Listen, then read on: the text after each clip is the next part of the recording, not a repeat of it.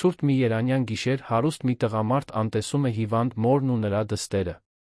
Բայց ամեն ինչ փոխվում է, երբ աղջիկը Մաշտոցի պողոտայի մայթին գտնում է նրա գցած դրամապանակը։ Իսկ այն, ինչ տեղի է ունենում հետո, ցույց է տալիս, որ կյանքը դեռ կարող է մարդկայնության դասեր տալ։ Եթե այս պատմությունը ձեզ հետաքրքրեց, մի մոռացեք բաժանորդագրվել մեր ալիքին, ասեք, թե որ քաղաքից եք դիտում մեզ, շարունակենք։ Ձմեռային գիշերը ծանր իջնում էր Երանի վրա, իր հետ բերելով այն խոնավ ցուրտը, որը թափանցում է մինչ ոսկորները ստիպում ողջ քաղաքին մի փոքր ավելի կծկվել։ Երկնաքերերի լույսերը փայլում էին որպես հեռավոր աստղեր, անհասանելի նրանց համար, ովքեր քայլում էին մաշված բետոնով պատված մայթերով։ Սա այն գիշերներից էր, երբ մայրաքաղաքն առանց քողարկման ցույց էր տալիս իր երկու դեմքերը։ Մի կողմից թանկարժեք ռեստորանների բրենդային խանութների փայլը, մյուս կողմից մութ անկյունները, որտեղ անտեսանելիությունը դառնում էր միակ ուղեկիցը նրանց համար, ովքեր գնալու տեղ չունեին։ Կարեն Մանսուրյանը տպավորիչ ներկայություն ունեցող տղամարդ էր։ 35 տարեկանում նա անշարժ գույքի շուկայում մի կայսրություն էր կառուցել, որը տարածվում էր 3 մայրցամաքներում։ Լինելով լիբանանահայ ներգաղթյալների որդի, որոնք տասնամյակներ առաջ էին եկել Հայաստան, նա իր ազգանվան մեջ կրում էր ծնողների ժառանգությունը, բայց կրծքում պահում էր մի սառնություն, որը բնածին չէր։ Նա այն գործարարներից էր, ում գործնական թերթերը սիրում էին հարցազրույցներ վերցնել։ Հաջողակ, անողոք, արդյունավետ։ Նրա ընկերության միջանցքներում ասում էին, որ նա սիրտ չունի, միայն աղյուսակներ այնտեղ, որտեղ պետք է զգացմունքներ լինեին։ Եվ Կարենին չէին անհանգստացնում այդ մեկնաբանությունները։ Իրականում, նա այդպես էր նախընտրում։ Ավելի հեշտ էր ապրել առանց զգալու։ Այդ կոնկրետ գիշեր նա հենց նոր էր միլիոնավոր դրամների գործարք կնքել Հյուսիսային պողոտայի ամենաէքսկլյուզիվ ռեստորաններից մեկում։ Այգու տաղավարը հայտնի էր իր անթերի ֆրանսիական խոհանոցով ամիսներ տող սպասման ցուցակով։ Բայց Կարենի նման տղամարդկանց համար ամրագրումները պարզապես մանրուքներ էին, որոնք փողը լուծում էր մեկ զանգով։ Նա ուղղեց իր իտալական փողկապի հանգույցը, մինչ կայանորդը բերում էր նրա արծաթագույն Մերսեդեսը, որը փայլում էր հաստատության լույսերի տակ։ Նրա անթերի կարված կոստյումն ավելի թանկ արժեր, քան շատ ընտանիքներ վաստակում էին մի ամբողջ տարվա աշխատանքով։ Երբ նա ոտք դրեց մայթին, պատրաստ մեքենան նստելու, նրա աչքերը արագ սահեցին հարան շենքի պատի մոտ գծկված երկու կերպարների վրայով։ Մի երիտասարդ կին, թերս 20 անց, գրկին մի փոքրիկ երեխա էր պահել։ Երկուսն էլ ծածկված էին բարակ ու պատառոտված վերմակով, նստած ստվարաթղթի կտորների վրա, որոնք հազիվ էին պաշտպանում նրանց գետնից բարձրացող ցրտից։ Կնոջ աչքերը փակ էին, դեմքը չափազանց գունատ, նա այնպես էր հազում, որ ամբողջ կուրծքը դողում էր։ Աղջիկը, առավելագույնը 5 տարեկան, շուրջը նայում էր այն մեծ ու ուշադիր աչքերով, որոնք փողոցում մեծացող երեխաները շատ շուտ են ձեռք բերում։ Կարենը զգաց, թե ինչպես երեխայի հայացքը մի պահ կանգ առավ իր վրա։ Դա ընդամենը մի ակնթարթ էր, բայց բավական էր, որ իր կրծքում մի անհարմար բան շարժվեր։ Նա հեռու քշեց այդ զգացումը մեկի վարպետությամբ, ով արդեն սովորել էր թույլ չտալ, որ հույզերը խանգարեն իր առօրյան։ Գրեթե ավտոմատ շարժումով նա հայացքը շեղեց ատամների արանքից ինչ-որ բան մրմնջաց, այնքան բարձր, որ ձայնն արձագանքեց մայթին։ Այնքան մարդ կա, որ առից-առ աշխատում է ու իրեն անհրաժեշտի կեսնանգ չի վաստակում։ Բայց կան մարդիկ, որոնք նախընտրում են նստած ողորմություն խնդրել։ Խոսքերը դուրս եկան արամարանքով լի, մեկի բացարձակ վստահությամբ, ով երբեք կարիք չի ունեցել հասկանալու, թե ինչ է նշանակում ընտրություն չունենալ։ Կինը չարձագանքեց։ Գուցե լավ չէր էլ լսել, կորած ջերմության հոգնածության մշուշում։ Բայց աղջիկը լսեց։ Եվ այդ մանկական աչքերում ինչ-որ բան մի փոքր մարեց, ինչպես մոմը, որն ուժը կորցնում է, երբ քամին շատ ուժեղ է փչում։ Կարենը նստեց մեքենան, հետ չնայելով։ Կայանորդը զգուշությամբ փակեց դուռը, մեքենան սահուն հեռացավ, իր հետ տանելով շարժիչի խուլ ձայնը հետում թողնելով միայն գիշերվա ցուրտն ու անտարբերության ծանր լռությունը։ Գործարարը չնկատեց անգամ, երբ իտալական կաշվե դրամապանակը, որը բաճկոնի ներքին գրպանում էր, սահեց ու խուլ բախյունով ընկավ գետնին։ Այն մնաց այնտեղ, մորից ու աղջկանից մի քանի քայլ հեռու, կարծես ճակատագիրը գլուխկոտրուկի մի կարոր կտոր դրել էր հենց նրանց առջ։ Երեխան առաջինը նկատեց։ Անահիտը, ինչպես մայրն էր նրան կանչում այն քիչ պահերին, երբ դեռ ուժ ուներ խոսելու, շատ վաղուց էր սովորել ամեն ինչին ուշադրություն դարձնել։ Երբ փողոցում ես ապրում, ցանկացած մանրուք կարող է նշանակել ուտելուց մեկ օր սոված անցկացնելու միջ տարբերությունը։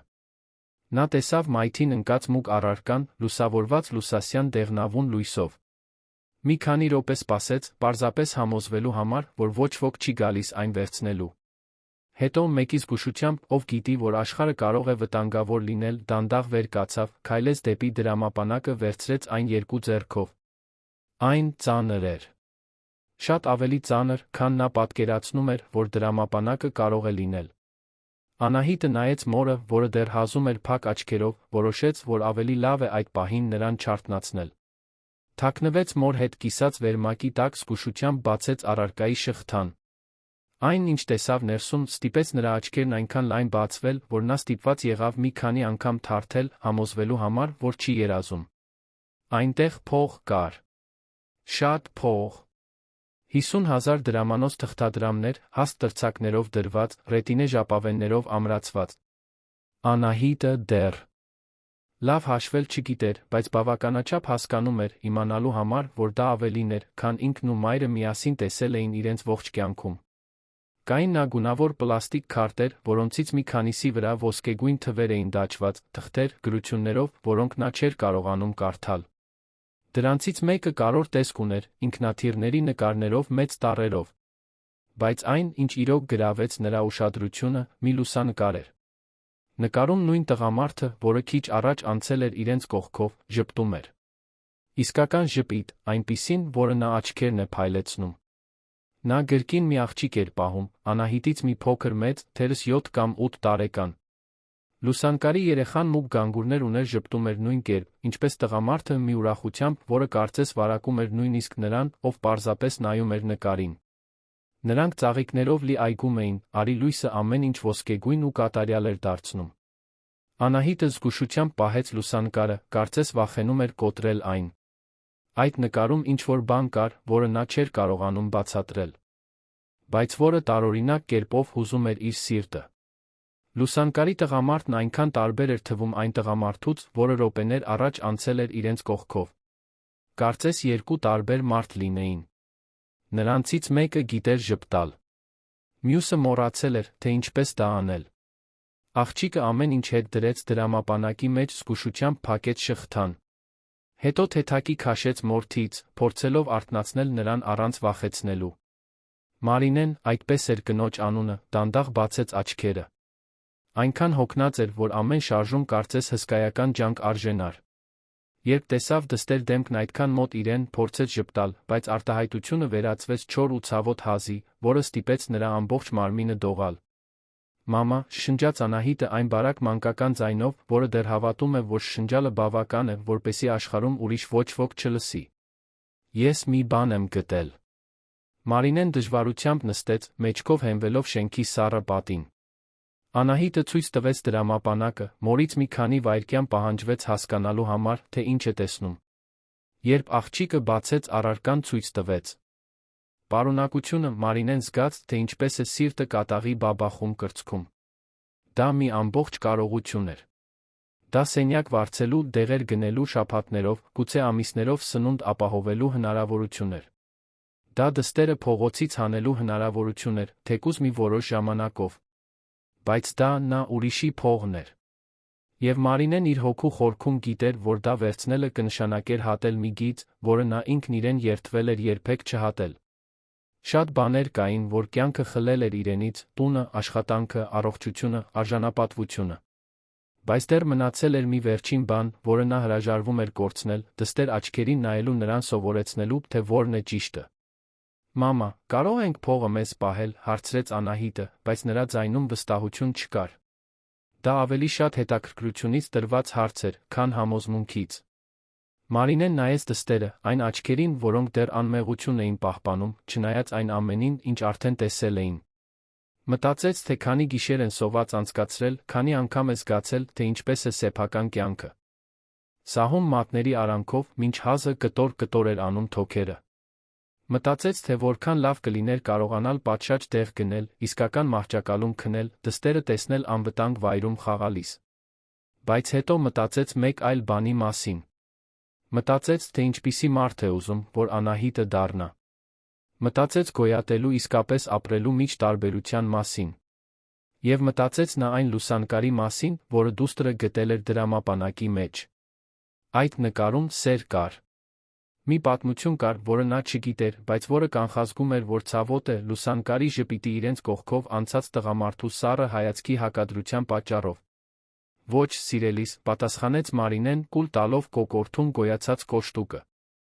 Այս փողը մերը չէ։ Մենք պետք է այն վերադարձնենք։ Անահիտը գլխով արեց, Մարինեն հասկացավ, որ խորքում աղջիկն արդեն գիտեր, թե որը կլիներ պատասխանը։ Գուցե հարցը տվել էր միայն հաստատելու համար, որ դեռ գոյություն ունեն ճիշտ-սխալ, նույնիսկ երբ ամեն ինչ այդքան խառն ու դժվար է թվում։ Նրանք գիշերվա մնացած մասն արթուն անցկացրին, յուրաքանչյուրը կորած իր մտքերի մեջ։ Մարինեն դրամապանակը սեղմել էր կրծքին, վախենալով, որ քնած ժամանակ ինչ-որ մեկը կփորձի գողանալ այն։ Անահիտը փաթաթվել էր մորթին, զգալով ջերմող մարմնի տաքությունը, կարծես դա վերմակ լիներ։ Նրանց վերում քաղաքը շարունակում էր իր անխոնջ առօրյան, անտարբեր ստվարաթղթի վրա ցրտից դողացող երկու փոքրիկ կերպարների նկատմամբ։ Երբ առը սկսեց ծագել, երկինքը ներկելով նարնջագույն ու վարդագույն երանգներով, որոնք հակադրվում էին շենքերի մոխրագույնին, Մարինեն որոշում կայացրեց։ Նա փորփրեց դրամապանակը, մինչ գտավ այցեքարտ։ Դրա վրա էլեգանտ տառերով գրված էր. Կարեն Մանսուրյան, գլխավոր տնօրեն, Մանսուրյան գույք։ Ներքում մի հասցե հյուսիսային պողոտայի տարածքում։ Մենք անձամբ ենք վերադարձնելու, ասաց Մարինեն դստերը մի վճռականությամբ, որը վաղուց չէր զգացել։ Դու ես գտել։ Դու էլ կլինես նա, ով կհանձնի այն։ Անահիտը համաձայնեց, նրանք սկսեցին պատրաստվել ճանապարհորդությանը։ Մարինեն զգուշությամբ ծալեց վերմակը, իրենց ունեցած սակավաթիվ իրերը դրեց պատառոտված պոլիէթիլենային տոպրակի մեջ, բռնեց դստեր ձեռքից։ Նրանք ավտոբուսի համար փող չունեին, ուստի պետք է ոտքով գնային։ Հասցեն կիլոմետրեր հեռու էր, բայց այլ տարբերակ չկար։ Քայլարշավը սկսվեց դանդաղ։ Մարինեն ամեն քայլը զգում էր այնպես, կարծես մեջքին հսկայական բեռ կրեր։ Ջերմությունը գլուխը պտտեցնում էր, հազը վերադառնում էր ամեն մի քանի րոպեն մեկ, բերանում արյան համ թողնելով։ Անահիտը քայլում էր մոր կողքին, ամուր բռնած նրա ձեռքից, կարծես վախենում էր, որ եթե բաց թողնի, մայրը կարող է անհետանալ։ Նրանք անցան մարդաշատ փողոցներով, որտեղ շտապող մարդիկ քայլում էին դեպի աշխատանք, անգամ չնկատելով դանդաղ քայլող երկու կերպարներին։ Անցան դեռ փակ խանութների, հացի փռերի կողքով, որտեղից թարմ հացի բույր էր գալիս, որը ստիպում էր Անահիտի ստամոքսը բարձրաձայն գրալ։ Աղջիկը չբողոքեց։ Նա սովորել էր, որ բողոքելը ոչինչ չի փոխում։ Առն արդեն բարձր էր, երբ նրանք վերջապես հասան հյուսիսային պողոտայի տարածք։ Այստեղ շենքերն էլ ավելի բարձր էին, հայելային ապակիներով աշտարակներ, որոնք արտացոլում էին երկինքը, ամեն ինչ բազմապատկված էին ցույց տալիս։ Մարինեն կանգնեց դր անցից մեկի դիմաց, ստուգելով այցեքարտի հասցեն։ Հենց դա էր։ Մի վեհաշուկ շենք, հաստ ապակե դռներով մարմարե նախասրահով, որը երում էր նույնիսկ դրսից։ Երկուսը միմյանց նայեցին։ Մարինեն խորը շունչ քաշեց, փորձելով ուժ հավաքել։ Անահիտը սեղմեց մոր ձեռքը մի ժեստով, որը միաժամանակ մխիթարություն էր, քաջություն։ Հետո միասին, նրանք հրեցին ծանր դուռը ներս մտան։ Օթորակիչի ցուրտը հարվածեց նրանց շոկի պես։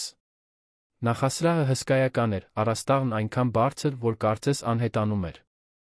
Մարմարե հատակն այնքան էր փայլում, որ Անահիտը կարողանում էր տեսնել լույսերի արտացոլանքը հատակին։ Կային հսկայական բույսերով ծաղկամաններ, կաշվե բազկաթոռներ, մի վեհաշուկ ընդունարան, որտեղ անթերի կոստյումներով երկու կին վերջին սերնդի համակարգիչների վրա ինչ-որ բան էին հավաքում։ Մարինեն Անահիտը ընդամենը մի քանի քայլ արեցին, երբ նրանց կանգնեցրին երկու անվտանգության աշխատակիցներ։ Նրանք խոշոր տղամարդիկ էին, ցամազգեստներով, փակ արտահայտություններով։ Նրանցից մեկը բարձրացրեց ձեռքը, հստակ ժեստ անելով, որ կանգնեն իրենց տեղում։ Կներեք, բայց դուք չեք կարող այստեղ մտնել, ասաց անվտանգության աշխատակիցներից մեկը մի ձայնով, որը քննարկման տեղ չէր թողնում։ Մարինեն զգաց, թե ինչպես արյունը խփեց դեմքին։ Նա գիտեր, թե ինչ տեսք պետք է ունենար, կեղտոտ հագուստ, խառնված մազեր, մեկի տեսք, ով օրերով չի լողացել։ Անահիտը թաքնվեց մոր ոտքերի հետում, վախեցած տղամարդու կոպտությունից։ Ես պետք է խոսեմ պարոն Կարեն Մանսուրյանի հետ, ասաց Մարինեն, փորձելով ձայնը հաստատուն պահել։ Ես մի բան ունեմ, որը նրան է պատկանում։ Անվտանգության աշխատակիցները հայացքներ փոխանակեցին։ Նրանցից մեկը առանց հումորի ժպտաց։ Իհարկե ունեք, պատասխանեց նա հեգնանքով։ Տեսեք, տիկին, եթե սա ինչ-որ խաբեություն է, ավելի լավ է հիմա գնաք, քանի դեռ ոստիկանություն չենք կանչել։ Խաբեություն չէ, պնդեց Մարինեն, զգալով, թե ինչպես է հիասթափությունը սեղմում կուրծքը։ Դուստրս գտել է նրա դրամապանակը։ Մենք ուղղակի ուզում ենք վերադարձնել։ Մյուս անվտանգության աշխատակիցը խաչեց ձեռքերը։ Եթե գտել եք, կարող եք թողնել այստեղ մեզ մոտ։ Մենք կհանձնենք պարոն Կարենին։ Հետո կապ կհաստատենք, եթե նա ցանկանա որևէ պարկ տալ։ Մարինեն գլուխը թափ տվեց։ Ես ուզում եմ անձամբ հանձնել։ Դուստրս է գտել։ Նա արժանի է դա ճիշտ ձով անելու։ Վիճաբանությունը սկսում էր ուշադրություն գրավել։ Ընդունարանի աշխատակիցները նայում էին նրանց ուղղությամբ, նախասրահով անցնող որոշ մարդիկ դանդաղեցնում էին քայլերը, դիտելու համար։ Մարինեն զգում էր, թե ինչպես են արցունքները այրում աչքերը, բայց հրաժարվում էր թույլ տալ, որ դրանք թափվեն։ Անահիտն այնքան ուժեղ էր սեղմում մոր ձեռքը, որ մատիկները սպիտակում էին։ Հենց այդ պահին ավելի տարիքով անվտանգության աշխատակիցներից մեկը, որը մինչ այդ հեռվից էր հետում, մոտեցավ։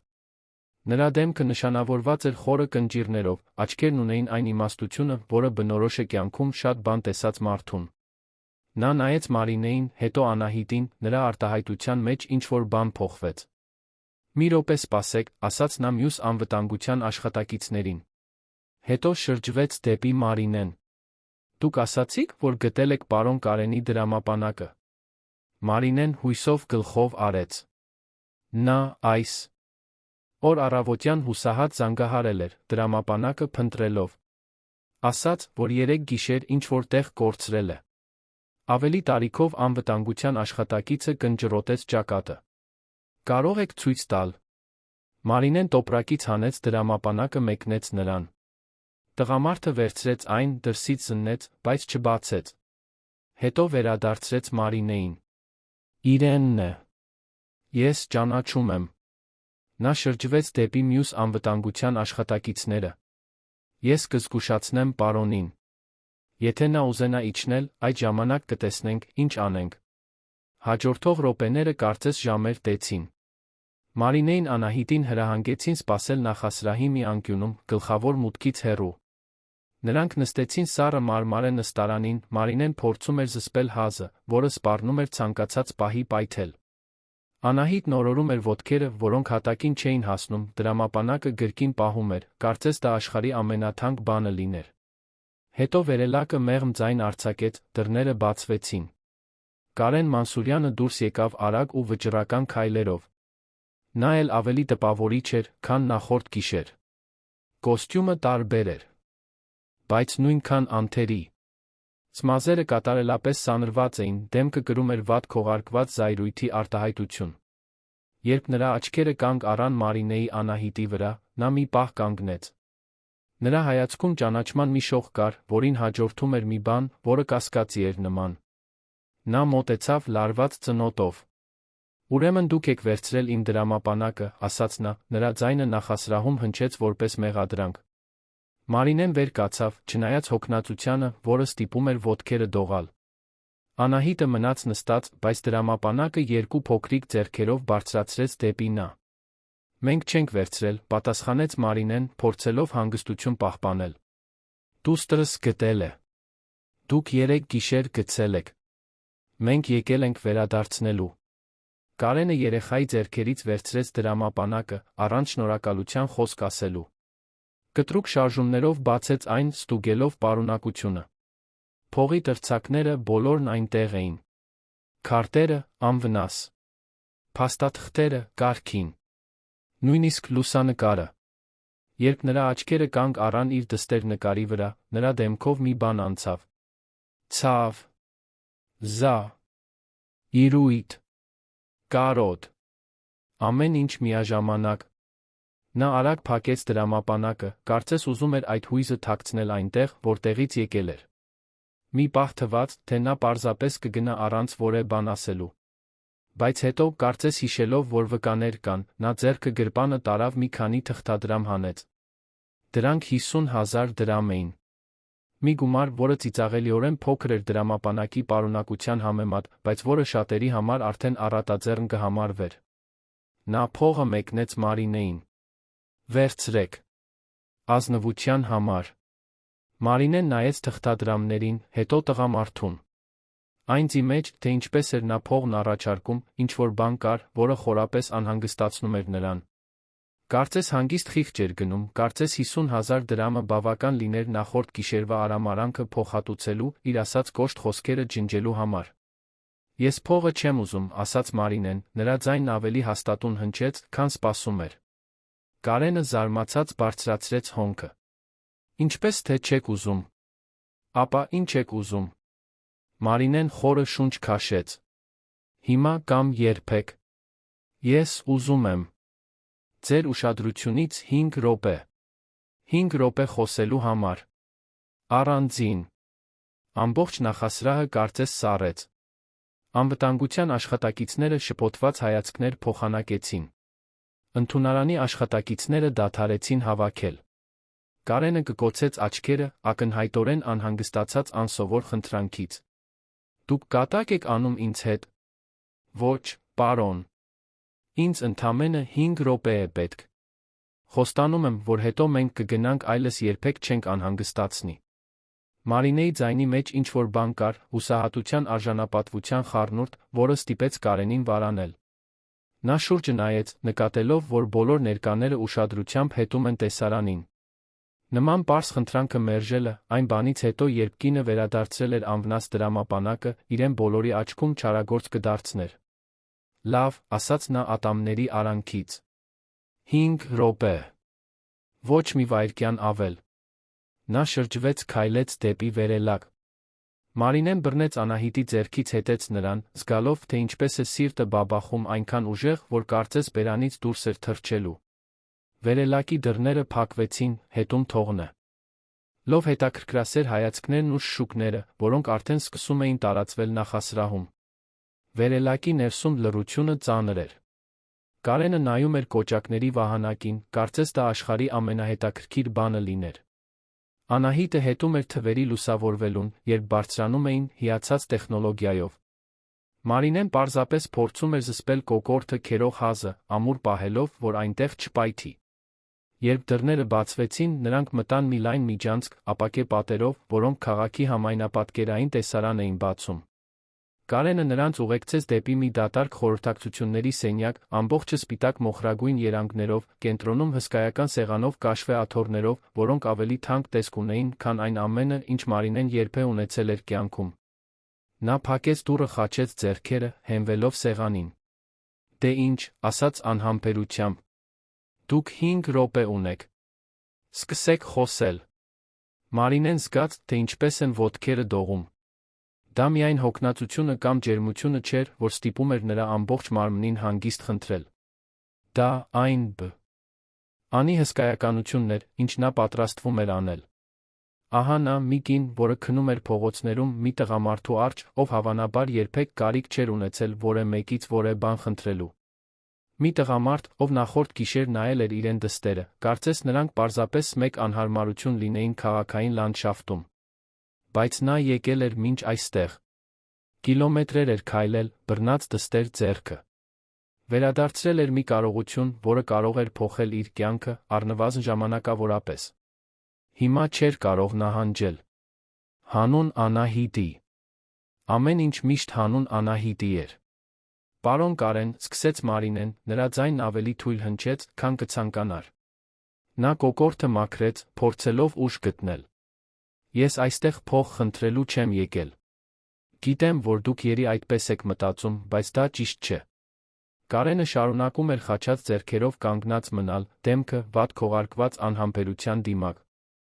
Ոսկե ձեռքի ժամացույցը փայլում էր դաստակին, յուրաքանչյուր վայրկյանը նշելով, կարծես հետ հաշվարկ լիներ։ Ապա անցեք գործին։ Ինչ եք ուզում։ Մարինեն նայեց Ահիտին, որը նստած էր հսկայական աթոռներից մեկին, օրորելով ոտքերը, որոնք հատակին չէին հասնում։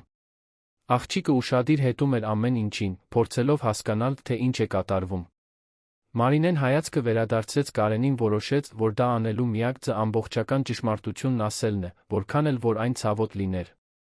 Ես հիվանդ եմ, ասաց նա, զգաց, թե ինչպես ձայնը մի փոքր կոտրվեց։ Ես թոքերի վարակ ունեմ, որն օրեցօր վատանում է։ Ես դա գիտեմ, որովհետև այլս չեմ կարողանում նորմալ շնչել, որովհետև ամեն գիշեր արյուն եմ հազում, որովհետև զգում եմ, թե ինչպես է մարմինս քիչ-քիչ հանձնվում։ Կարենը բացեց ձեռքերը, բայց նրա արտահայտությունը մնաց փակ։ Եվ դուք ուզում եք, որ ես բուժումը վճարեմ։ Դա է։ Ոչ, արագ պատասխանեց Մարինեն։ Այսինքն, այո, բայց ոչ միայն դա։ Ես վախենում եմ, պարոն։ Շատ եմ վախենում։ Վախենում եմ պետական հիվանդանոց դիմելուց, դստերս ինձնից խլելուց։ Ասում են, որ խնամակալության խորհուրդը երեխաներին տանում է, երբ մայրերը պայմաններ չունեն։ Եվ ես պայմաններ չունեմ։ Տուն չունեմ, աշխատանք չունեմ։ Դրանից բացի ոչինչ չունեմ։ Արցունքները սկսեցին հոսել Մարինեի դեմքով, նա ոչինչ չարեց դրանք զսպելու համար։ Անահիտը վեր կացավ աթոռից, վազեց, գրկելու մոր ոտքերը, վախեցած արցունքները տեսնելուց։ Ես չեմ ուզում, որ իմ դուստրը մենակ մնա այս աշխարհում, շարունակեց Մարինեն խեղդված ձայնով։ Եթե ես մահանամ, նա որտեղ կհայտնվի։ Մանկատանը։ Օտարների հետ։ Նա իմ ամեն ինչն է։ Իմ կյանքի միակ լավ բանն է, որ մնացել է։ Կարենը նայեց իր արջի տեսարանին, զգաց, թե ինչպես է մի անհարմար բան շարժվում կրծքում։ Դա մի զգացում էր, որը նա սովորել էր խեղդել, այնքան խորը թաղել, որ երբեմն կարողանում էր զգացնել, թե այն գոյություն չունի։ Բայց ահա այն նորից այստեղ էր, համառ, անհարմար։ Ինչ եք կոնկրետ ինձնից խնդրում, հարցրեց նա, նրա ձայնն ավելի մեղմ հնչեց, գրեթե իր կամքին հակառակ։ Մարինեն արցունքները սրբեց ձեռքի թիկունքով։ Ես օգնություն եմ խնդրում։ Ոչ թե ողորմություն։ Իսկական օգնություն։ Ժամանակավոր մի տեղ, դստերս հետ մնալու համար, մինչ ես կապաքինվեմ։ Բժշկական բուժում։ Մի հնարավորություն չմահանալու նրան։ Մենակ չթողնելու։ Ես աշխատում եմ, պարոն։ Կարող եմ մաքրել, եփել, ամեն ինչ։ Ինձ ընդամենը ժամանակ է պետք լավանալու համար։ Հենց այդ պահին Մարինեն հիշեց լուսանկարը։ Այն նկարը, որը տեսել էր դրամապանակի մեջ։ Նա հստակ չգիտեր, թե ինչու նշեց դա, բայց ինչ-որ բան հուշեց, որ դա կարևոր է։ Ես տեսա լուսանկարը, ասաց նա մեղմորեն։ Դուք մի աղջկա հետ։ Նա շատ երջանիկ տեսք ուներ։ Դուք նույնպես։ Արդյունքն անմիջական էր։ Կարենի դեմքը լրիվ փակվեց, նրա աչքերը մտնեցին այնպես, որ Մարինեն բնազդաբար մի քայլ հետ արեց։ Երբ նա խոսեց, նրա ձայնը լի էր մի սառը զայրույթով, որը սենյակի օդն ավելի ծանր էր դարձնում։ Դուք իրավունք չունեք դրա մասին խոսելու։ Իրավունք չունեք նրա մասին խոսելու։ Ես չէի ուզում վիրավորել, փորձեց բացատրվել Մարինեն, վախեցած արձագանքից։ Պարզապես մտածեցի, որ գուցե դուք կհասկանաք։ Որ կհասկանաք, թե ինչ է նշանակում դուստր ունենալ, ոչ մի կերպ չուզենալ նրան կորցնել։ Դուք ոչինչ չգիտեք իմ մասին, ընդհատեց Կարենը, ձայնը դեռ զսպված, բայց հուզմունքից դողացող։ Ոչինչ չգիտեք, թե ինչ եմ ես անցել։ Ինչ եմ կորցրել։ Եվ իրավունք չունեք դա օգտագործելու ինձ մանիպուլյացիայի ենթարկելու համար։ Մարինեն զգաց, թե ինչպես են արցունքները վերադառնում, բայց այս անգամ դրանք միայն տխրությունից չէին։ Դա հիասթափություն էր, հուսահատություն, խեղդվելու զգացում, երբ միակ փրկողակը հասանելիությունից դուրս է նետում։ Ես ոչ ոքի մանիպուլյացիայի ենթարկել չեմ փորձում, ասաց նա, ձայնն ավելի բարձր հնչելով, քան մտադրվել էր։ Ես փորձում եմ գոյատել։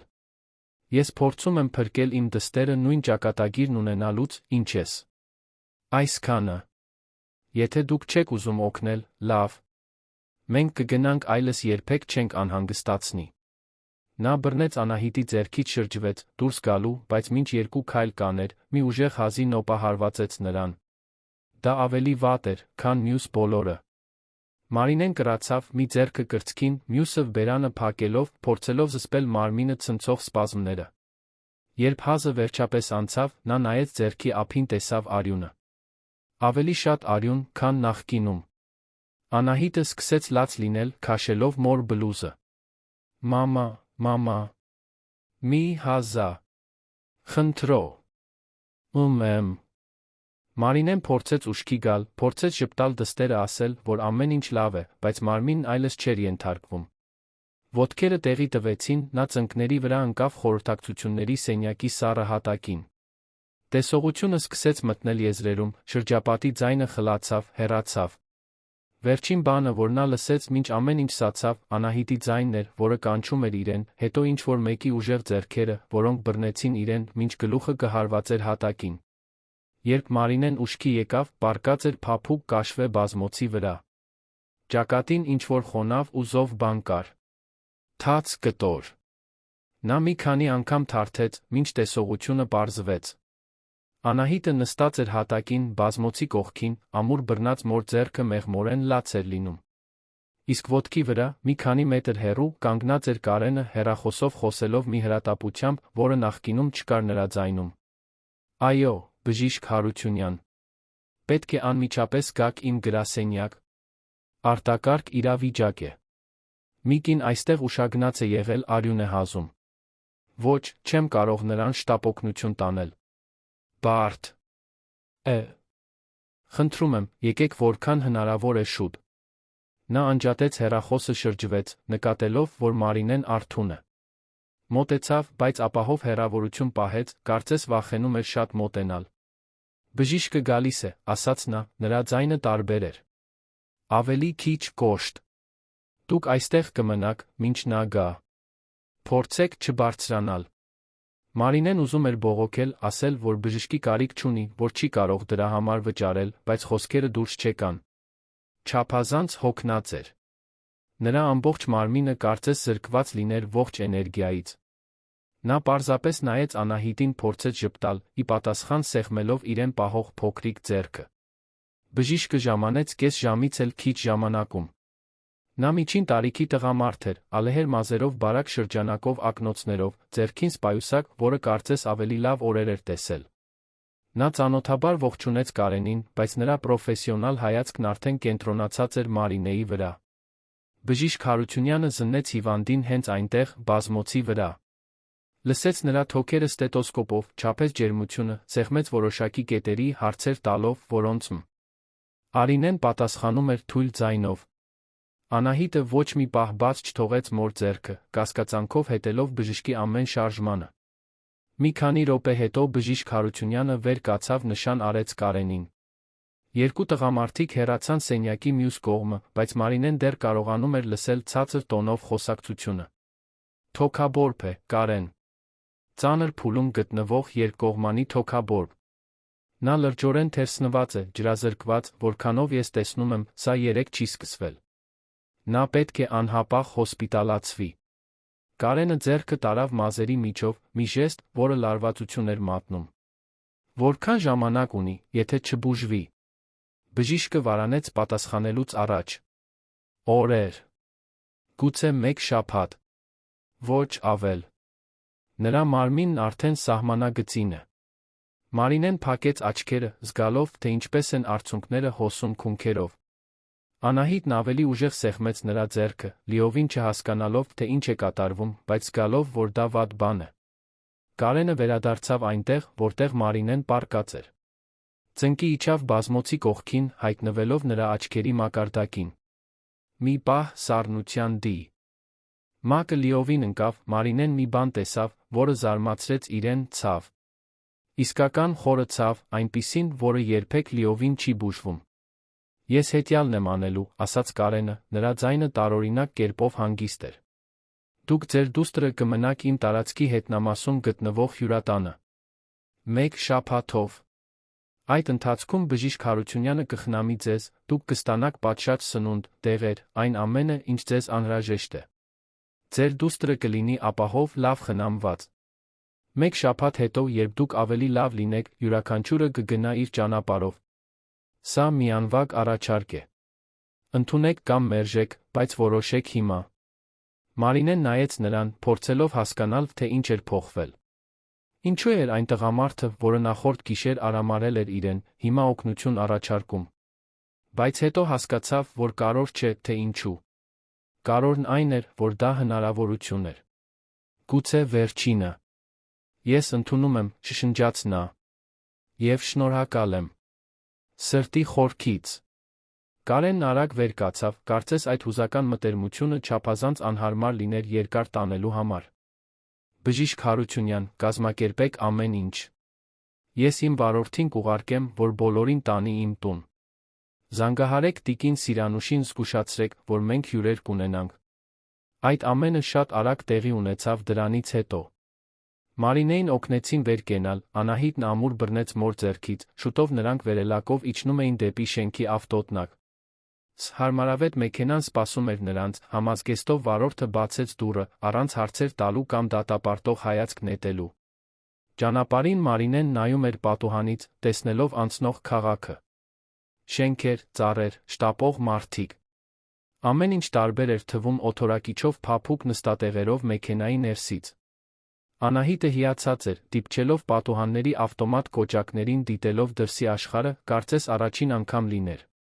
Կարենի տունը գտնվում էր հարուստ թաղամասում, կենտրոնի աղմուկից հեռու։ Դա մեծ տարածք էր, շրջապատված բարձր պարիսպներով, ավտոմատ դարպասներով։ Երբ ներս մտան, Մարինեն չկարողացավ զսպել զարմանքի հառաչանքը։ Կային հսկայական այգիներ, փարթամ ծառեր, հողամասի խորքում ավելի փոքր։ Բայց դեռ շատ գեղեցիկ տուն, ամբողջը սպիտակ ներկված, փայտե պատուհաններով։ Մի տարեցկին, ալեհեր մազերը կոկոնով հավաքած, սպասում էր հյուրատան դռան մոտ։ Նա բարի դեմք ուներ, նշանավորված կնճիռներով, որոնք կարծես քանդակված լինեին ժպիտներով, ոչ թե տխրություններով։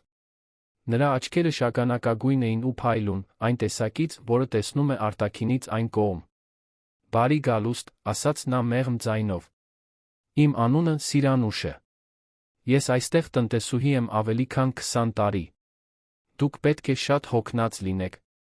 Եկեք, ես ձեզ սենյակը ցույց կտամ։ Մարինեն Անահիտը մտան հյուրատուն, զգացին, կարծես մտել լինեին մեկ այլ աշխարհ։ Հատակը բաց գույնի, փայլեցված փայտից էր։ Պատերը սպիտակ էին ու մաքուր։ Կային պարզ, բայց հարմարավետ կահույք, նուրբ վարագույրներ, որոնք զդում էին արի լույսը, մաքրության ու թարմ ծաղիկների հաճելի բույր։ Սենյակում հսկայական երկտեղանոց մահճակալ կար, սպիտակ ու փափուկ սավաններով, որոնք ամպերի էին նման։ Կողքին նա ավելի փոքր մահճակալ կար, արդեն պատրաստված Անահիտի համար։ Լոգարանը ամբողջը բաց գույնի սալիկներով։ Վեր, մեծ լոգարանով, փափուկ սրբիչներով։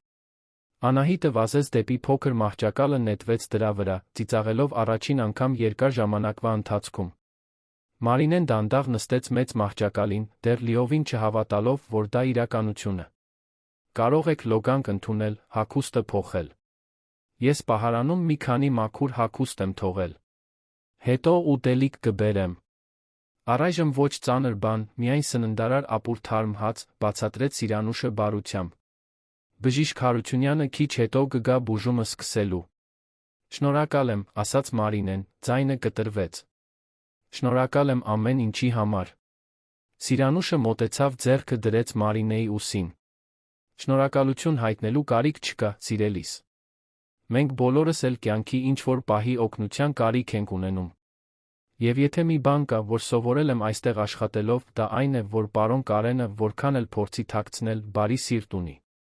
Պարզապես այն չափազանց վիրավոր է, որ թույլ տա մարդկանց տեսնել։ Երբ Սիրանուշը դուրս եկավ, Մարինեն օգնեց Անահիտին հանել կեղտոտ հագուստը, տարավ աղջկան լողանալու։ Դա կջուրը երկնքից ուղարկված նվերի պես էր։ Անահիտը խաղում էր օճառի փրփուրով, պղպճակներ սարքելով, ծիծաղելով։ Մարինեն զգուշությամբ լվաց դստեր մազերը, հանելով փողոցում շաբաթներով կուտակված ողջ կեղտը։ Հետո Մարինեի հերթն էր։ Նա երկար մնաց ցնցուղի տակ, թույլ տալով տաք ջրին թեթացնել ցավող մկանները, լվանալ ոչ միայն մարմնի կեղտը, այլ հոգու հոգնածության մի մասը։ Երբ դուրս եկավ, հագավ այն հագուստներից մեկը, որը Սիրանուշն էր թողել, հարմարավետ սպորտային տաբատ փափուկ բամբակե բլուզ։ Անահիտը պարզ, վարդագույն զգեստով էր, որը նրան էլ ավելի երեխա էր դարձնում, քան նա արդեն կար։ Երկուսը նստեցին խոհանոցի փոքր սեղանի շուրջ, երբ Սիրանուշը վերադարձավ սկուտեղը ձեռքին։ Ապուրը տաք էր, հրաշալի բույր ուներ։ Ներսում հավի կտորներ, բանջարեղեն, բարակ լապշա կար։ Հացը թարմ էր, ներսից փափուկ, դրսից՝ խրթխրթան։ Կար նա թարմ քամած նարնջի հյութ կտրատած մրգերով աման։ Անահիտն այնպիսի ախորժակով էր ուտում, որ Մարինեն ստիպված եղավ խնդրել նրան դանդաղ ուտել, վախենալով, որ աղջիկը վատ կզգա։ Ինքը քիչ կերավ, ստամոքսը դեռ սովոր չէր իսկական սննդին, բայց ամեն գթալը կարծես կյանք էր վերադարձնում իր հոգնած մարմնին։ Ճաշից հետո բժիշկ Հարությունյանը եկավ իր պայուսակով ավելի մեծ պայուսակով, լի դեղերով ու սարքավորումներով։ Նա ամբողջ կեսօրը խնամում էր Մարինեին, ներերակային դեղեր ներարկելով, բացատրելով բուժումը, որն անմիջապես կսկսվեր։ Երկկողմանի թոքաբորբ, կրկնեց նա, բայց բուժելի, եթե հիմա սկսեն։ Մինչ բժիշկն աշխատում էր, Անահիտը հետաքրքրությամբ ուսումնասիրում էր փոքրիկ տունը։ Բացում էր դարակները, նայում պատուհաններից, դիպչում վարագույրներին։ Նրա համար այդ վայրը հեքիաթային ամրոցի պես էր։ Երբ վերջապես հոգնեց, պառկեց իր փոքրիկ մահճակալին րոպեների ընթացքում քնեց, օրորված անվտանգության զգացումով, որը վաղուց չէր զգացել։ Մարինեն նույնպես քնեց, խորը առանց երազների քնով։ Ամիսների ընթացքում առաջին անգամ նա գիշերվա կեսին չարթնացավ ցրտից կամ վախից։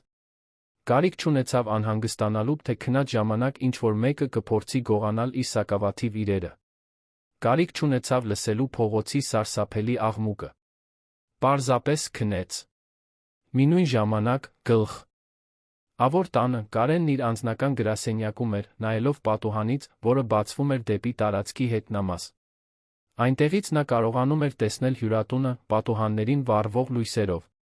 Ձեռքին վիսկիի բաժակ էր պահում, որն արդեն կիսով չափ դատարկ էր, բայց չէր հիշում, որ խմած լիներ։ Մյուս ձեռքին հեռախոսն էր։ Էկրանին դադարեցված տեսանյութ։ Տարիներ առաջվա։ Դրանում մուգ գանգուրներով մի աղջիկ վազում էր նույն այգով, որն Անահիտն այսօր առաջին անգամ էր տեսել։ Տեսանյութի երեխան բարձր ծիծաղում էր, կանչելով. «Պապա, պապա, բռնիր ինձ»։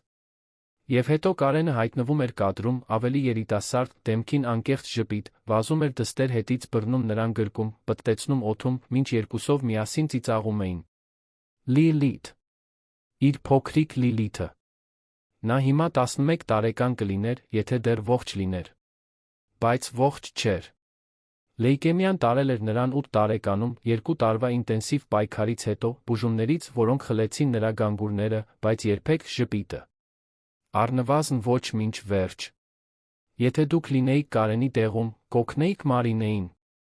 Անահիտին, նույնիսկ այդքան մեծ ցավ կրելով։ Թե ընդմիշտ կփակեիք ձեր սիրտը։ Ասեք մեզ մեկնաբանություններում։ Կարենը սեղմեց play կոճակը, դիտեց տեսանյութը մինչ վերջ։ Արցունքները հոսում էին դեմքով, առանց որ նա որևէ բան աներ դրանք զսպելու։ Այնտեղ, մենակ իր գրասենյակում, նա կարող էր դա թույլ տալ։ Այնտեղ ոչ ոք իրեն չէր դատի թույլ լինելու համար։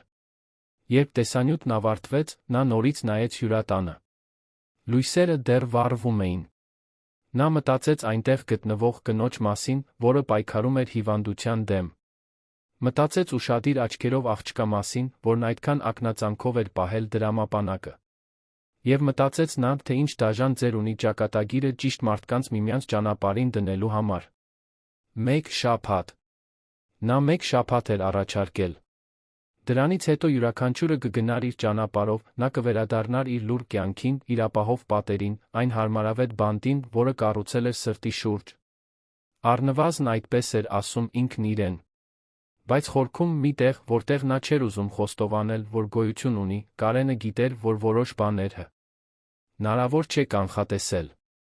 Եվ որ երբեմն, երբ ամենաքիչն ենք սպասում, ճակատագիրը մեզ երկրորդ հնարավորություն է տալիս այլ կերպ վարվելու։ Սերը վախի փոխարեն ընտրելու։ Դուռը փակելու փոխարեն բացելու։ Նա մեկ կումով վերջացրեց վիսկին, անջատեց հեռախոսը, գնաց ննջասենյակ։ Բայց լույսն անջատելուց առաջ մեկ անգամ նայեց պատուհանից։ Հյուրատունն այժմ մութ էր։ Բոլորը քնած էին։ Մայր ու աղջիկ, միասին, ապահով, խաղաղ։ Եվ երկար ժամանակվա ընթացքում առաջին անգամ Կարենն իրեն թույլ տվեց հավատալ, որ գուցե, միայն գուցե, աշխարհում դեռ բարություն կա։ Եվ որ գուցե, միայն գուցե, նա դեռ կարող է դրա մի մասը լինել։ Հյուրատանը անցկացրած առաջին օրերը դանդաղ ու զգույշ զարթոնքի պես էին։ Մարինեն առավոտյան արթնանում էր մի քանի վայրկյան մոռանում, թե որտեղ է։ Հետո իրականությունը վերադառնում էր, փափուկ ներքնակը մարմնի տակ, մաքուր սավանների բույրը, այգու թռչունների մեղմ ձայնը։ Եվ Անահիտը, միշտ Անահիտը հանգիստ քնած կողքի մահճակալին, դեմքը թուլացած մեկի, ով վերջապես կարող էր իսկապես հանգստանալ։ Բժիշկ Հարությունյանի բուժումն արդյո՞։ Ոնք էր տալիս։ Դեղերն ուժեղ էին, երբեմն Մարինեին գլխապտույտ էին պատճառում, բայց նա կարողանում էր զգալ տարբերությունը։ Հազը դեռ լինում էր, բայց ավելի հազվադեպ։ Արյունն այլս չէր երում։ Կրծքավանդակի սեղմումը օրեցօր նվազում էր։ Եվ ամենալավը, նա ուտում էր։ Իսկական սննդարար ուտելիք, պատրաստված Սիրանուշի փորձառու ձեռքերի հոգատարությամբ։ Տնտեսուհին դարձել էր շատ ավելին, քան պարզապես օգտակար աշխատող։ Նա կամուրջ էր այդ կոտրված ընտանիքի բուժման հնարավորության միջ։ Ամեն առավոտ Սիրանուշը գալիս էր թարմ սուրճով, տաք հացով, գունավոր մրգերով։ Նստում էր սեղանի շուրջ Մարինեի հետ, մինչ Անահիտը խաղում էր այգում, զրուցում էին։ Ավելի ճիշտ, Սիրանուշն էր խոսում, իսկ Մարինեն լսում էր, քիչ-քիչ իմանալով այդ տան այնտեղ բնակվող տղամարդու մասին։ Հենց Սիրանուշն էր պատմել Լիլիթի պատմությունը։ Ոչ բոլոր մանրամասները, որովհետև նույնիսկ նա ամեն ինչ չգիտեր, բայց բավականաչափ, որպեսզի Մարինեն հասկանար այն ցավը, որը Կարենը կրում էր։ Աղջիկը նրա կյանքի լույսն էր եղել։ Խելացի, ուրախ, կյանքով լի երեխա։ Երբ լեյկեմիայի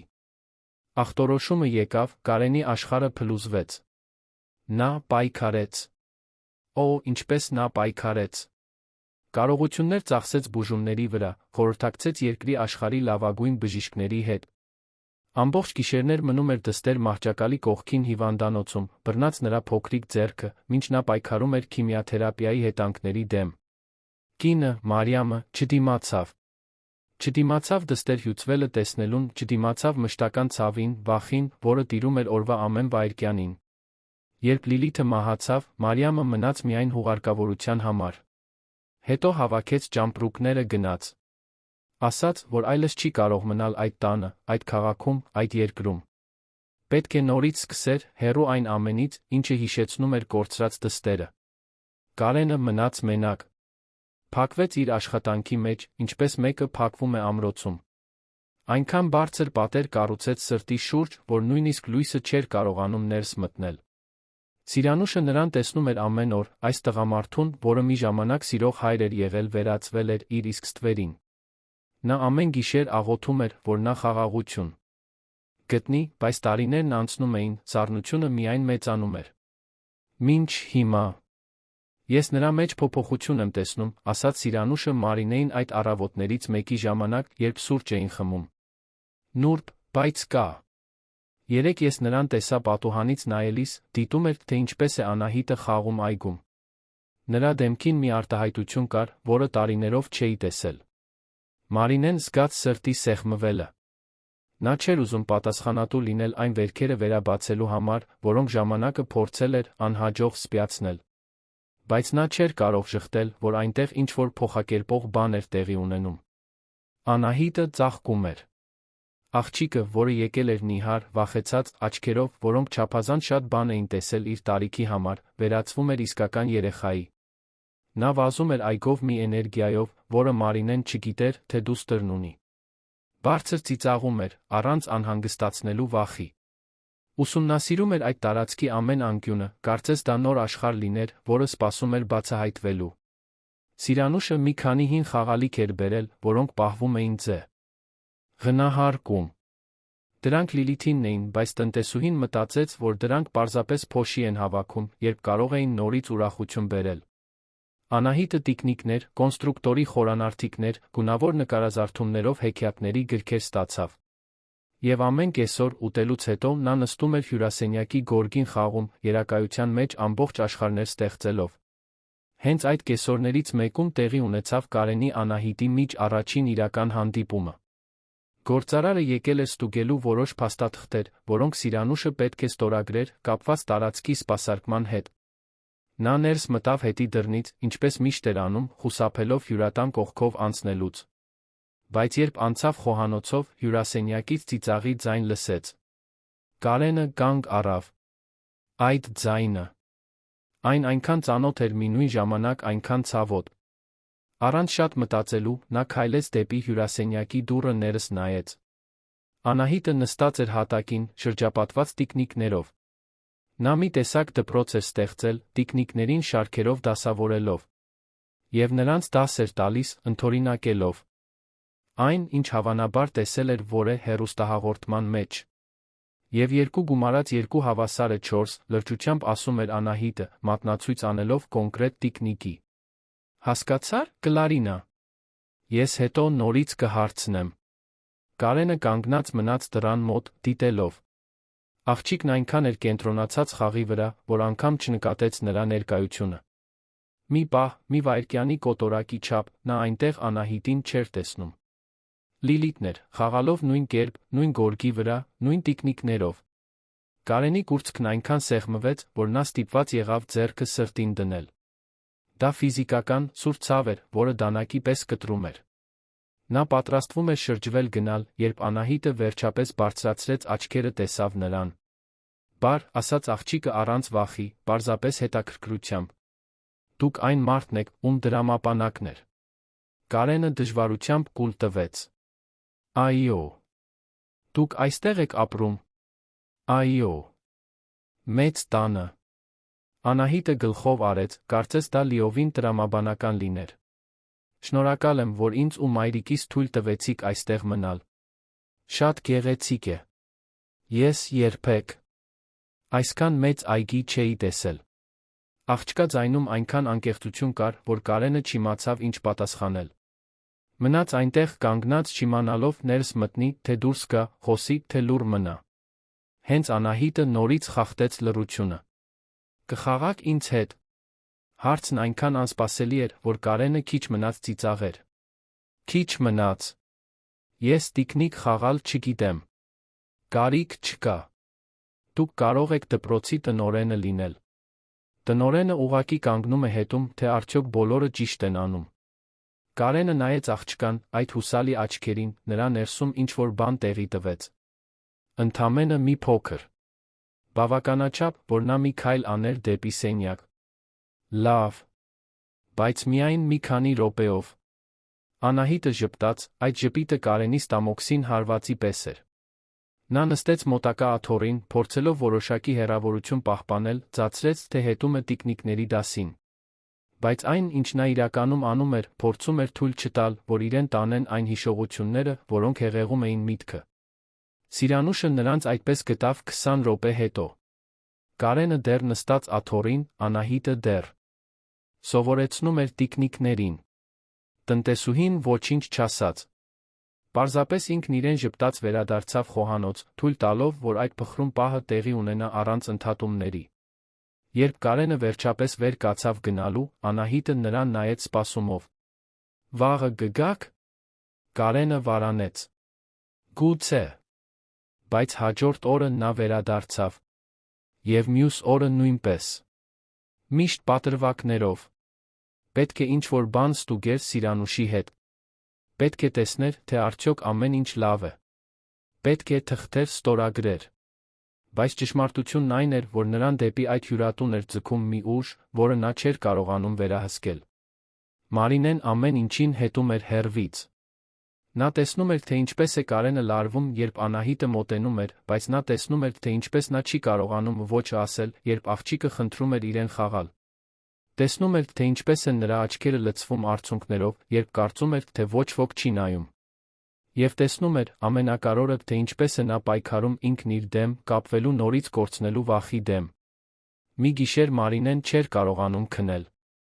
Լի։ Ալուսինը լուսավորում էր սենյակը, նա նայում էր առաստաղին, մտածելով այն ամենի մասին, ինչ տեղի էր ունեցել։ Անահիտը խորը քնած էր կողքին, վերջապես վերականգնելով փողոցներում կորցրած քնի տարիները։ Մարինեն զգուշությամբ վեր կացավ գնաց պատուհանի մոտ։ Սենյակից գլխավոր տան մասնակի տեսարան էր բացվում։ Եվ այնտեղ, այն պատուհանում, որը պետք է գրասենյակը լիներ, նա լույս տեսավ։ Եվ մի ուրվագիծ։ Կարենը նույնպես չէր քնում։ Նա այնտեղ էր, հավանաբար աշխատում էր, կամ գուցե պարզապես փախչում էր սեփական մտքերից։ Մարինեն մեղքի զգացումի ալիք զգաց։ Նրանք բուժվում էին, ինքն ու Անահիտը։ Բայց ինչ կասեք Կարենի մասին։ Արդյոք նրանց ներկայությունը օգնում էր, թե պարզապես վերաբացում էր վերքեր, որոնք երբեք ճիշտ չէին սպիացել։ Երկրորդ շաբաթվա ընթացքում ամեն ինչ սկսեց ավելի բարդանալ։ Շաբաթ առավոտյան տարածքի մուտքի մոտ մի այլ մեքենա հայտնվեց։ Սփայլուն բմու էր, որը վարում էր մի տղամարդ, որը կարծես նույն էլեգանտության դպրոցից դուրս եկած լիներ, ինչ Կարենը։ Արմեն Մանսուրյանը 3 տարով փոքր էր եղբորից, բայց հայացքում նույն ինտենսիվությունն էր կրում։ Հաջողակ իրավաբան, մասնագիտացած կորպորատիվ իրավունքի ոլորտում, նա Կարենի գործընկերն էր որոշ գործերում միշտ եղել էր գործողությունների իրավական ուղեղը։ Բայց ի տարբերություն ավագ եղբոր, Արմենը երբեք չէր ամուսնացել, երբեք երեխաներ չէր ունեցել, հույզերը դիտարկում էր որպես թուլություններ, որոնք գործարարները պետք է սովորեին վերահսկել։ Նա եկել էր միջազգային պայմանագրերի հետ կապված որոշ հարցեր լուծելու, բայց երբ Սիրանուշը պատահաբար նշեց, որ հետնամասի տանը հյուրեր կան, Արմենն անմիջապես զգոնացավ։ Հյուրեր։ Ինչ հյուրեր։ Սիրանուշը շատ ուշ հասկացավ, որ ավելորդ բան է ասել։ Մի մայր ու աղջիկ։ Պարոն Կարենը ժամանակավորապես օգնում է նրանց։ Արմենը կկոցեց աչքերը։ Որտեղ է նա։ Գրասենյակում։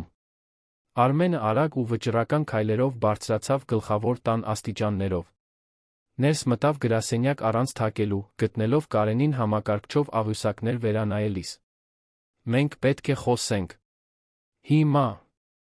Կարենը բարձրացրեց աչքերը, զարմացած եղբոր տոնից։ Բարի լույս նա քեզ, Արմեն։ Ես չեմ կատակում։ Սիրանուշն ինձ ասաց, որ դու 2 հոգու ես բնակեցրել տարածքում։ Ովքեր են։ Երբվանից։ Եվ ինչու ես տեղյակ չեմ պահվել։ Կարենը հառաչեց, փակելով նոութբուքը։ Մի կին է նրա դուստրը։ Այստեղ են ժամանակավորապես, մինչ նա ապաքինվում է հիվանդությունից։ Դա քո գործը չէ։ Իմ գործը չէ։ Կարեն, դու իմ եղբայրն ես, իմ գործընկերը։ Այն ամենը, ինչ դու անում ես, ազդում է բիզնեսի վրա։ Ովքեր են այդ մարդիկ։ Որտեղից են եկել։ Ինչպես ես նրանց հետ ծանոթացել։ Կարենը համառոտ պատմեց պատմությունը, կորցրած դրամապանակը, վերադարձը, Մարինեի ուշագնացությունը, օգնելու որոշումը։ Արմենը նրան լսում էր գնալով ավելի անհավատ արտահայտությամբ։ Դու կատակ ես անում ինձ հետ, ասաց նա, երբ Կարենն ավարտեց։ Դու 2 անծանոթների ես բերել քո տուն։ Դու, որ նույնիսկ նոր աշխատակիցների թույլ չես տալիս ներս մտնել, առանց նրանց անցյալը ստուգելու։ Նրանք վերադարձրել են իմ դրամապանակն անվնաս։ Դա շատ բան է ասում նրանց բնավորության մասին։ Կամ ասում է, որ նրանք բավականաչափ խելացի են, իմանալու համար, որ երկարաժամկետ բեությունն ավելի շատ արժե, քան մի քանի հազար դրամ անմիջապես։ Կարենը զայրացած վեր կացավ։ Դա խաբեություն չէ։ Ինչպես գիտես։ Կարեն, նայիր քեզ։ Դու էմոցիոնալ կապված ես։ Եվ գիտես ինչու։ Որովհետև այդ կինը փոքրիկ դուստր ունի, դու Լիլիթին ես տեսնում ամեն երեխայի մեջ, որին հանդիպում ես։ Մահացած դստեր անվան հիշատակումը ստիպեց Կարենին բռնկվել։ Նա առաջ շարժվեց դեպի եղբայրը, մի պահ թվաց, թե նրանք կռվի կբռնվեն։ Բայց Կարենը վերջին պահին զսպեց իրեն, ձեռքերը բռունցք արած, ծնոտը կողպված։ Նրա անունը մի տուր, գրմռաց նա։ Դու իրավունք չունես։ Ինչ-որ մեկը պետք է քեզ ստիպի իրականությունը տեսնել, պնդեց Արմենը չնահանջելով։ Դու քեզ թույլ ես տալիս, որ հույզերը քեզ տանեն։ Այդ մարդիկ կարող են քեզ մանիպուլյացիայի ենթարկել։ Դուրս գնա այստեղից։ Կարեն։ Ես ասացի, դուրս գնա։ Արմենը վարանեց, բայց տեսավ, որ եղբայրը սահմանագծին է։ Շրջվեց դուրս եկավ, դուռը ուժգին շրխկացնելով։ Բայց տարածքից հեռանալուց առաջ նա հատուկ անցավ հյուրատան կողքով։ Մարինեն նստած էր պատշգամբում, արի լոգանք ընդունելով, մինչ Անահիտը գունավոր կավիճներով խաղում էր։ Երբ տեսավ մոտեցող տղամարդուն, նա անմիջապես զգոնացավ։ Դուք պետք է Մարինեն լինեք, ասաց Արմենը մի ժպիտով, որը աչքերին չէր հասնում։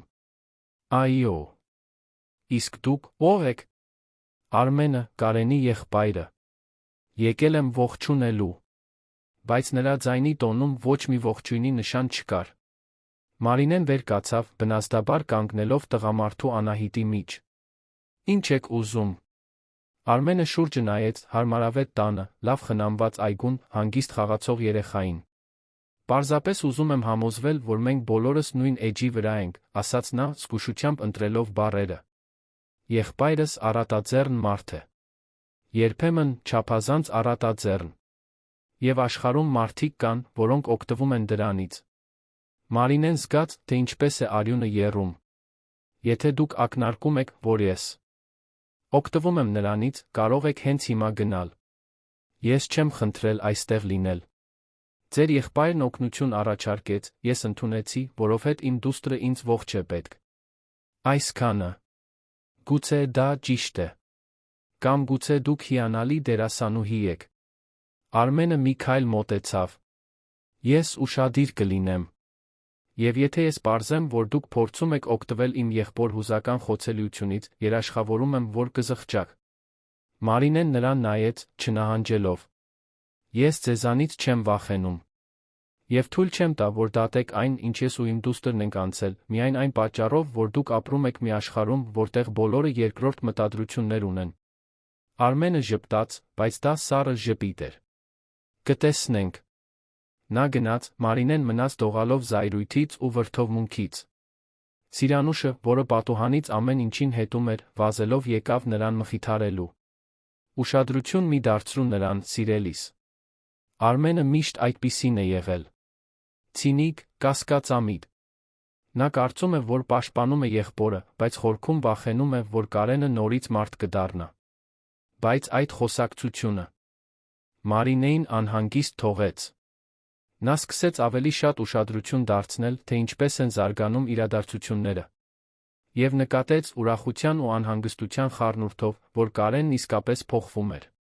Նա ավելի շատ ժամանակ էր անցկացնում հյուրատանը։ Երբեմն մասնակցում էր նախաճաշին։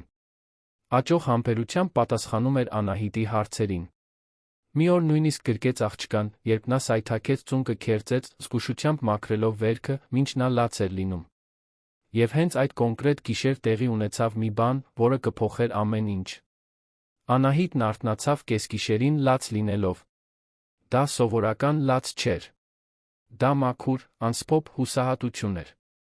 Մարինեն ամեն ինչ փորձեց։ Օրորոցայիններ, գրկախառնություններ, մեղմ խոսքեր։ Ոչինչ չէր օգնում։ Աղջիկը տագնապի նոպա էր ունենում, հավանաբար վերամշակելով այն ամենը, ինչ ապրել էր վերջին շաբաթների ընթացքում, բոլոր փոփոխությունները, կուտակված բոլոր տրավմաները։ Լացն այնքան բարձր էր, որ անցավ այգին հասավ գլխավոր տուն։ Կարենն արթուն էր, ինչպես միշտ, աշխատում էր իր գրասենյակում, երբ լսեց։ Սկզբում փորձեց անտեսել։ Դա իր խնդիրը չէր։ Բայց լացը շարունակվում էր, ամեն անցնող վայրկյանի հետ Կարենի կրծքում ինչ-որ բան ավելի էր ցավում։ Առանց շատ մտածելու, նա վեր կացավ դուրս եկավ տնից։ Անցավ մութ այգին, առաջնորդվելով միայն հյուրատնից եկող լույսով լացի ձայնով։ Մեղմորեն թակեց դուռը։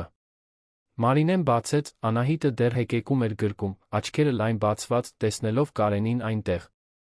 Ես լացը լսեցի, ասաց նա, ձայնը տարօրինակ կերպով մեղմ։ Կարող եմ օգնել։ Մարինեն վարանեց, բայց այնքան հյուծված էր, այնքան հուսահատ, որ պարզապես գլխով արեց։ Կարենը ներս մտավ, մի շարժումով, որը ավտոմատ էր թվում, մեկնեց ձեռքերը։ Մարինեն Անահիտին տվեց նրան։ Հաջորդիվ տեղի ունեցածը միաժամանակ կախարդական էր ցավոտ։ Կարենը երեխային սեղմեց կրծքին, ճիշտ այնպես, ինչպես սովորաբար պահում էր Լիլիթին։ Սկսեց դանդաղ շրջաններով քայլել սենյակում, օրորելով աղջկան։ Եվ հետո, առանց մտածելու, սկսեց օրորոցային երգել։ Դա արաբերեն էր, մի մեղեդի, որը մայրն էր երգում իր համար, երբ փոքր էր, որը նա հարյուրավոր անգամներ երգել էր իր դստեր համար։ Նաեմ, յա հիլվել այնին։ Կարենի ձայնը ցածր էր, խռպոտ հուզմունքից, բայց լի մի բանով, որը Մարինեն չէր կարողանում բացահայտել։ Սեր։ Դա սեր էր, որ նա լսում էր այդ երգում։ Անահիտը քիչ-քիչ հանգստացավ։ Հեկեկոցները նվազեցին։ Շնչառությունը դարձավ ավելի կանոնավոր։ Եվ հետո հրաշքով նա քնեց, գլուխը դրած Կարենի ուսին, մի փոքրիկ ձեռքը բռնած նրա վերնաշապիկից։ Կարենը շարունակեց քայլել մի քանի րոպե, նույնիսկ այն բանից հետո, երբ աղջիկն արդեն ակնհայտորեն քնած էր։ Թվում էր, թե նա չի ուզում, որ այդ պահն ավարտվի։ Կամ գուցե վախենում էր, թե ինչ կնշանակեր, երբ այն ավարտվեր։ Վերջապես, չափազանց զգույշ շարժումներով նա Անահիտին դրեց մահճակալին։ Ծածկեց նրան սավանով, ուղղեց դեմքին ընկած գանգուրները։ Եվ մնաց այնտեղ նայելով այնքան ցավով լի արտահայտությամբ, որ Մարինեն զգաց, թե ինչպես են արցունքները հոսում իր իսկ դեմքով։ Երբ Կարենը վերջապես շրջվեց գնալու, Մարինեն տեսավ, որ նա նույնպես լաց է լինում։ Լուր արցունքներ, որոնք հոսում էին դեմքով, առանց որ նա որևէ բան աներ դրանք զսպելու։ Նրանք մի ասին դուրս եկան տնից, Մարինեն նրան ուղեկցեց մինչ պատշգամբ։ Մնացին այնտեղ, կանգնած, լուռ, նայելով լուսնով լուսավորված այգուն։ Շնորհակալ եմ, շշնջաց Մարինեն։ Նրան հանգստացնելու համար։ Ես այլս չգիտեի ինչ անել։ Կարենը դեմքը սրբեց ձեռքի թիկունքով, փորձելով որոշ ինքնատիրապետում վերականգնել։ Ես դա անում էի Լիլիթի հետ։ Երբ նա մղձավանջներ էր ունենում քիմիաթերապիայի սեանսներից հետո։ Դա առաջին անգամն էր, որ նա ուղղակիորեն հիշատակում էր դստերը Մարինեի հետ խոսելիս։ Նա լուռ մնաց, զգալով, որ դա փխրուն պահ է, որը կարող է կոտրվել ցանկացած սխալ բառից։ Նա վախենում էր, շարունակեց Կարենը, ձայնը գրեթե անլսելի։ Վախենում էր ցավից, վախենում էր հիվանդանոցից, վախենում էր չարթնանալուց։ Ես երգում էի այս երգը, մինչ նա քներ։ Ամեն գիշեր։ 2 տարի։ Նա բախտավոր էր, որ ձեր նման հայր ուներ։ Կարենը գլուխը թափ տվեց։ Ոչ մի բախտ չուներ։ Վերջում, այն ամենը, ինչ ես արեցի, բավարար չէր։ Ես աշխարհի ամբողջ փողն ունեի, չկարողացա փրկել նրան։ Բայց դուք այնտեղ էիք։ Դուք սիրում էիք նրան մինչ վերջին երկյանը։ Դա հաշիվ է։ Դա միշտ հաշիվ է։ Կարենը նայեց Մարինեին, նրա աչքերում այնքան ցավ կար, որ նա զգաց սրտի սեղմվելը։ Ես ինքս ինձ երդվել եմ, որ այլս երբեք ոչ ոքի չեմ կապվի։ Այդպես ավելի հեշտ է։ Այդքան շատ չի ցավում։ Բայց դուք չեք կարողանում պահել այդ խոստումը, այնպես չէ՞։ Կարենը չպատասխանեց, բայց նրանք երկուսն էլ գիտեին պատասխանը։ Նա վերադարձավ գլխավոր տուն առանց որևէ այլ բան ասելու, թողնելով Մարինեին մենակ պատշգամբում, սիրտը ծանրացած անհանգստությունից մի ուրիշ բանից, որը նա չէր ուզում անվանել։ Հաջորդ օրերը տարբեր էին։ Կարենը չվերադարձավ հյուրատուն։ Սիրանուշն ասաց, որ նա գործուղման է, բայց Մարինեն կասկածում էր, որ դա պատրվակ է։ Նա փախչում էր։ Փախչում էր այն բանից, ինչ զգացել էր այդ գիշեր, փախչում էր նորից զգալու թույլ տալու հնարավորությունից։ Եվ հենց այդ ժամանակահատվածում Մարինեն որոշում կայացրեց։ Մի որոշում, որը նա կարծում էր, որ ճիշտ է, ամենաառատաձեռնը, այն մեկը, որը Կարենին կխնայեր ավելի շատ տառապանքից։ Նա արդեն շատ ավելի լավ էր։ Թոքաբորբը զգալիորեն նահանջել էր։ Կարողա նում էր շնչել առանց դժվարության, այլս արյուն չէր հազում, քաշ էր հավաքել։ Բժիշկ Հարությունյանն իր վերջին այցի ժամանակ ասել էր, որ նա վտանգից դուրս է, որ պարզապես պետք է շարունակի դեղերն ընդունել, մի քանի շաբաթ կանոնավոր հետազոտություն անցնի։ Այն շաբաթը, որը Կարենն առաջարկել էր, արդեն անցել էր։ Իրականում, արդեն գրեթե 3 շաբաթ էր։ Մարինեն զգում էր, որ չարաշահում է հյուրընկալությունը, հատկապես Արմենի հետ խոսակցությունից հետո։ Նա տեսնում էր, թե ինչպես է Կարենը պայքարում իր զգացմունքների դեմ, թե ինչպես ամեն անգամ Անահիտին նայելը վերք վերաբացելու պես էր։ Մարինեն համոզեց իրեն, որ բոլորի համար լավագույնը գնալն է։ Կարենին հանգիստ թողնելը, թույլ տալը, որ նա վերադառնա իր վերահսկվող ապահով կյանքին, առանց այն հուզական բարդությունների, որոնք ինքն ու Անահիտը բերում էին։ Առողջությունը վերականգնված, նա կարող էր փնտրել համապատասխան ապաստարաններ, օգնության ծրագրեր, նորից սկսել ճիշտ ձով։ Այսպիսով, մի լուռ լուսաբացին, Մարինեն իրականացրեց իր ծրագիրը։ Զգուշորեն արթնացրեց Անահիտին, հագցրեց աղջկան։ Այն հագուստները, որոնք ունեին, երբ եկել էին, արդեն լվացված կարկատված Սիրանուշի կողմից։ Վերցրեց հին ուսապարկը, մեջը դրեց միայն ամենաանհրաժեշտը, մի քանի մնացած դեղ, մի փոքր ուտելիք, որը թղթի մեջ փաթաթեց, միակ լուսանկարը, որ ուներ Անահիտի մանկությունից։ Նստեց սեղանի շուրջ, գրություն գրեց Կարենին։ Բառերը դժվար էին գտնվում, Մարինեն ստիպված եղավ մի քանի անգամ նորից սկսել։ Վերջապես, գրեց. Պարոն Կարեն, բառեր չկան շնորհակալություն հայտնելու այն ամենի համար, ինչ դուք արել եք ինձ Անահիտի համար։ Դուք մեզ փրկեցիք, երբ ես արդեն կորցրել էի ողջ հույսս։ Ես հեռանում եմ, որովհետև կարծում եմ, որ դա լավագույնն է բոլորի համար։ Տեսնում եմ, թե ինչպես է մեր ներկայությունը վերաբացում վերքեր, որոնք ժամանակը փորձել է բուժել։ Չեմ ուզում լինել ձեր կյանքում ավելի շատ ցավի պատճառ։ Դուք արդեն չափազանց շատ եք տառապել։ Ես կփնտրեմ օգնություն ճիշտ տեղերում կապահովեմ, որ Անահիտն արժանապատիվ կյանք ունենա։ Դուք խոստացաք դա այն գիշեր, երբ մենք վերադարձրինք դրամապանակը, որ իմ դուստրը հնարավորություն կունենա։ Եվ շնորհիվ նա կունենա։ Շնորհակալ եմ մեզ հիշեցնելու համար, որ աշխարհում դեռ բարություն կա։ Թող Աստված օրհնի ձեզ միշտ։ Մարինե Անահիտ։ Մարինեն գրությունը թողեց սեղանի վրա, բռնեց Անահիտի ձեռքից, նրանք երկուսով դուրս եկան հետի դռնից, անցնելով լուռ այգին։ Տարածքի հետի դարպասը երկրորդական ելք ուներ, որը ձայն չէր հանում։ Նրանք անցան այնտեղով հայտնվեցին փողոցում, լուսասյուների թույլ լույսի տակ։ Այն, ինչ Մարինեն չգիտեր, այն էր, որ Կարենը վերադարձել էր հենց այդ գիշեր։ Ճանապարհորդությունից շուտ էր վերադարձել, որովհետև ոչ մի բանի վրա չէր կարողանում կենտրոնանալ։ Օրեր շարունակ պայքարել էր ճշմարտության դեմ, բայց վերջապես պետք է խոստովաներ, նա արդեն կապվել էր։ Անահիտին, այդ երեխային, որը չէր խնդրել այնտեղ լինել, բայց որը եկել էր նրա մեջ արթնացրել զգացմունքներ, որոնք նա կարծում էր, թե մահացել են Լիլիթի հետ։ Եվ կապվել էր նա Մարինեին, այդ ուժեղ կնոջը, որը վերադարձրել էր մի կարողություն, որովհետև ուզում էր արժանապատվություն սովորեցնել դստերը։ Երբ տուն հասավ, արդեն գիշերվա 2-ն անց էր։ Չափ։ Ազանց հոգնած էր քնելու համար, ուստի գնաց գրասենյակի պատուհանի մոտ, ինչպես միշտ էր անում։ Հենց այդ պահին նա տեսավ երկու փոքրիկ ուրվագիծ, որոնք անցնում էին այգին դեպի հետի դարպասը։ Մի քանի վայրկյան պահանջվեց, որ ուղեղը մշակի այն, ինչ տեսնում էր։ Բայց երբ մշակեց, վախը հարվածեց նրան կայծակի պես։ Նրանք գնում էին։ Կարենը վազելով իջավ աստիճաններով, դուրս եկավ մուտքի դռնից, բայց երբ հասավ հետի դարպասին, Մարինեն Անահիտն արդեն անհետացել էին գիշերվա մեջ։ Նա մնաց այնտեղ, շնչակտուր, սիրտը բաբախում էր այնքան ուժեղ, որ կրծքում ցավում էր։ Ոչ։ Սա չէր կարող տեղի ունենալ։ Ոչ նորից։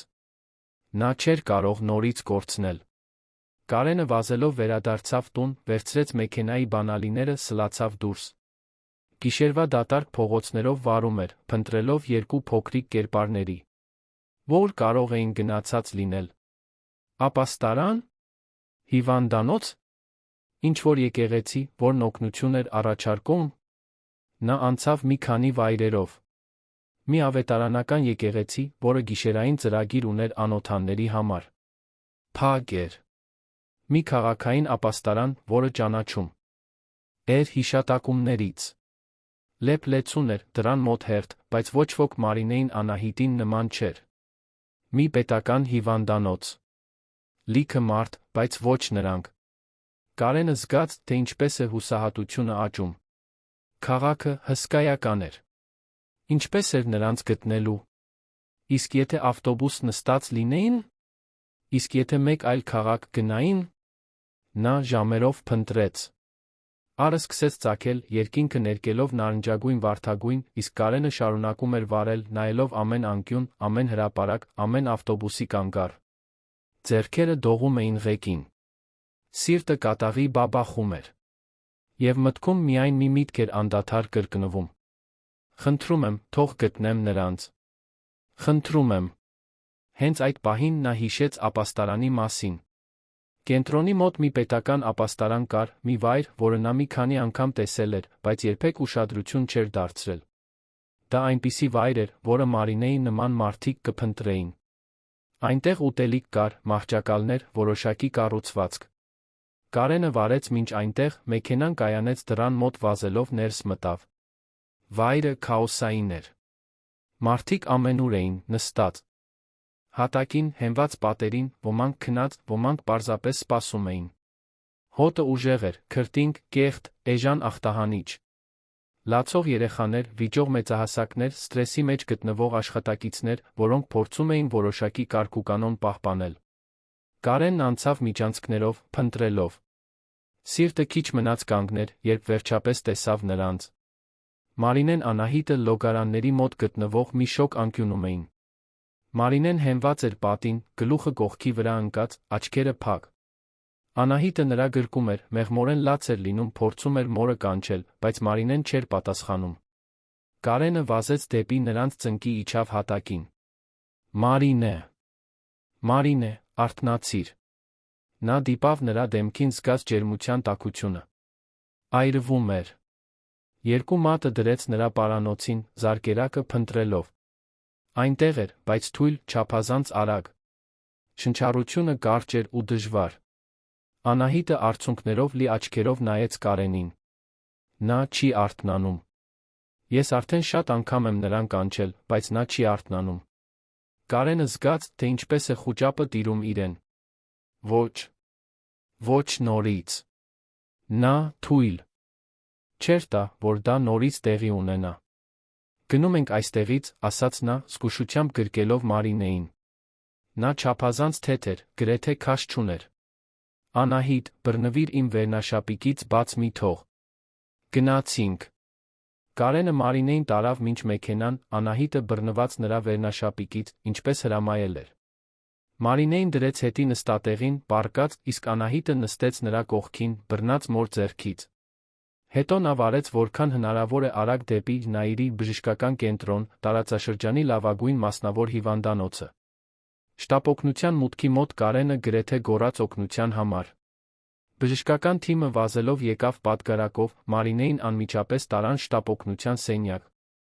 Կարենը մնաց սպասասրահում, Անահիտին գրկին պահած, զգալով, թե ինչպես է աղջիկը դողում վախից։ Նա լավանալու է, հարցրեց Անահիտը փոքրիկ ձայնով։ Կարենը չգիտեր, թե ինչպես ստել երեխաներին։ Չգիտեմ, փոքրիկս։ Բայց այստեղի բժիշկները շատ լավն են։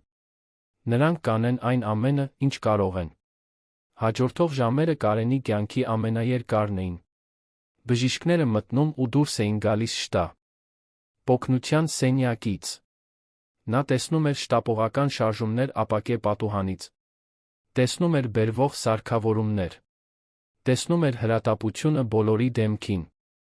Անահիտը քնեց նրա գրկում, հյուծված այդքան լաց լինելուց, այդքան վախից։ Կարենն ամուր պահում էր նրան, կարծես վախենում էր, որ նա նույնպես կանհետանա։ Նա մեղմորեն խոստումներ էր շշնջում, ավելի շատ իրեն, քան քնած աղջկան։ Ես ձեզ մենակ չեմ թողնի։ Երբեք այլս։ Խոստանում եմ։ Վերջապես, այն բանից հետո, ինչը թվաց օրեր, բայց ընդամենը մի քանի ժամ էր, բժիշկ Հարությունյանը դուրս եկավ շտապօգնության սենյակից։ Կարենը նրան կանչել էր հիվանդանոց հասնելուն պես, բժիշկն անմիջապես եկել էր։ Հիմա նրա դեմքին լուրջ արտահայտություն կար։ Նրա վիճակը կայուն է, ասաց բժիշկը, Կարենը զգաց, թե ինչպես են ոտքերը թուլանում թեթացումից։ Բայց քիչ էր մնում, Կարեն։ Շատ քիչ։ Թոքաբորբը ուժգին վերադարձել է։ Ծանր երկկողմանի թոքաբորբ, բարդացած սուր թերսնուցմամբ, խիստ ջրազրկմամբ։ Եթե մի քանի ժամ ավելի ուշ գտնեիր նրան, չգիտեմ, կկարողանայինք փրկել։ Կարենը փակեց աչքերը, զգալով, թե ինչպես են արցունքները հոսում։ Նա հիմա լավանալու է։ Պետք է առնվազն 2 շաբաթ հիվանդանոցում մնա։ Ներերակային հակաբիոտիկներ, մշտական հիդրատացիա, 24-ժամյա հսկողություն։ Բայց այո, նա կապաքինվի։ Ուժեղ է այդ կինը։ Ապրելու մեծ կամք ունի։ Կարող եմ տեսնել նրան։ Կարող ես։ Բայց նա հիմա հանգստացնող դեղերի տակ է։ Շուտ չի արթնանա։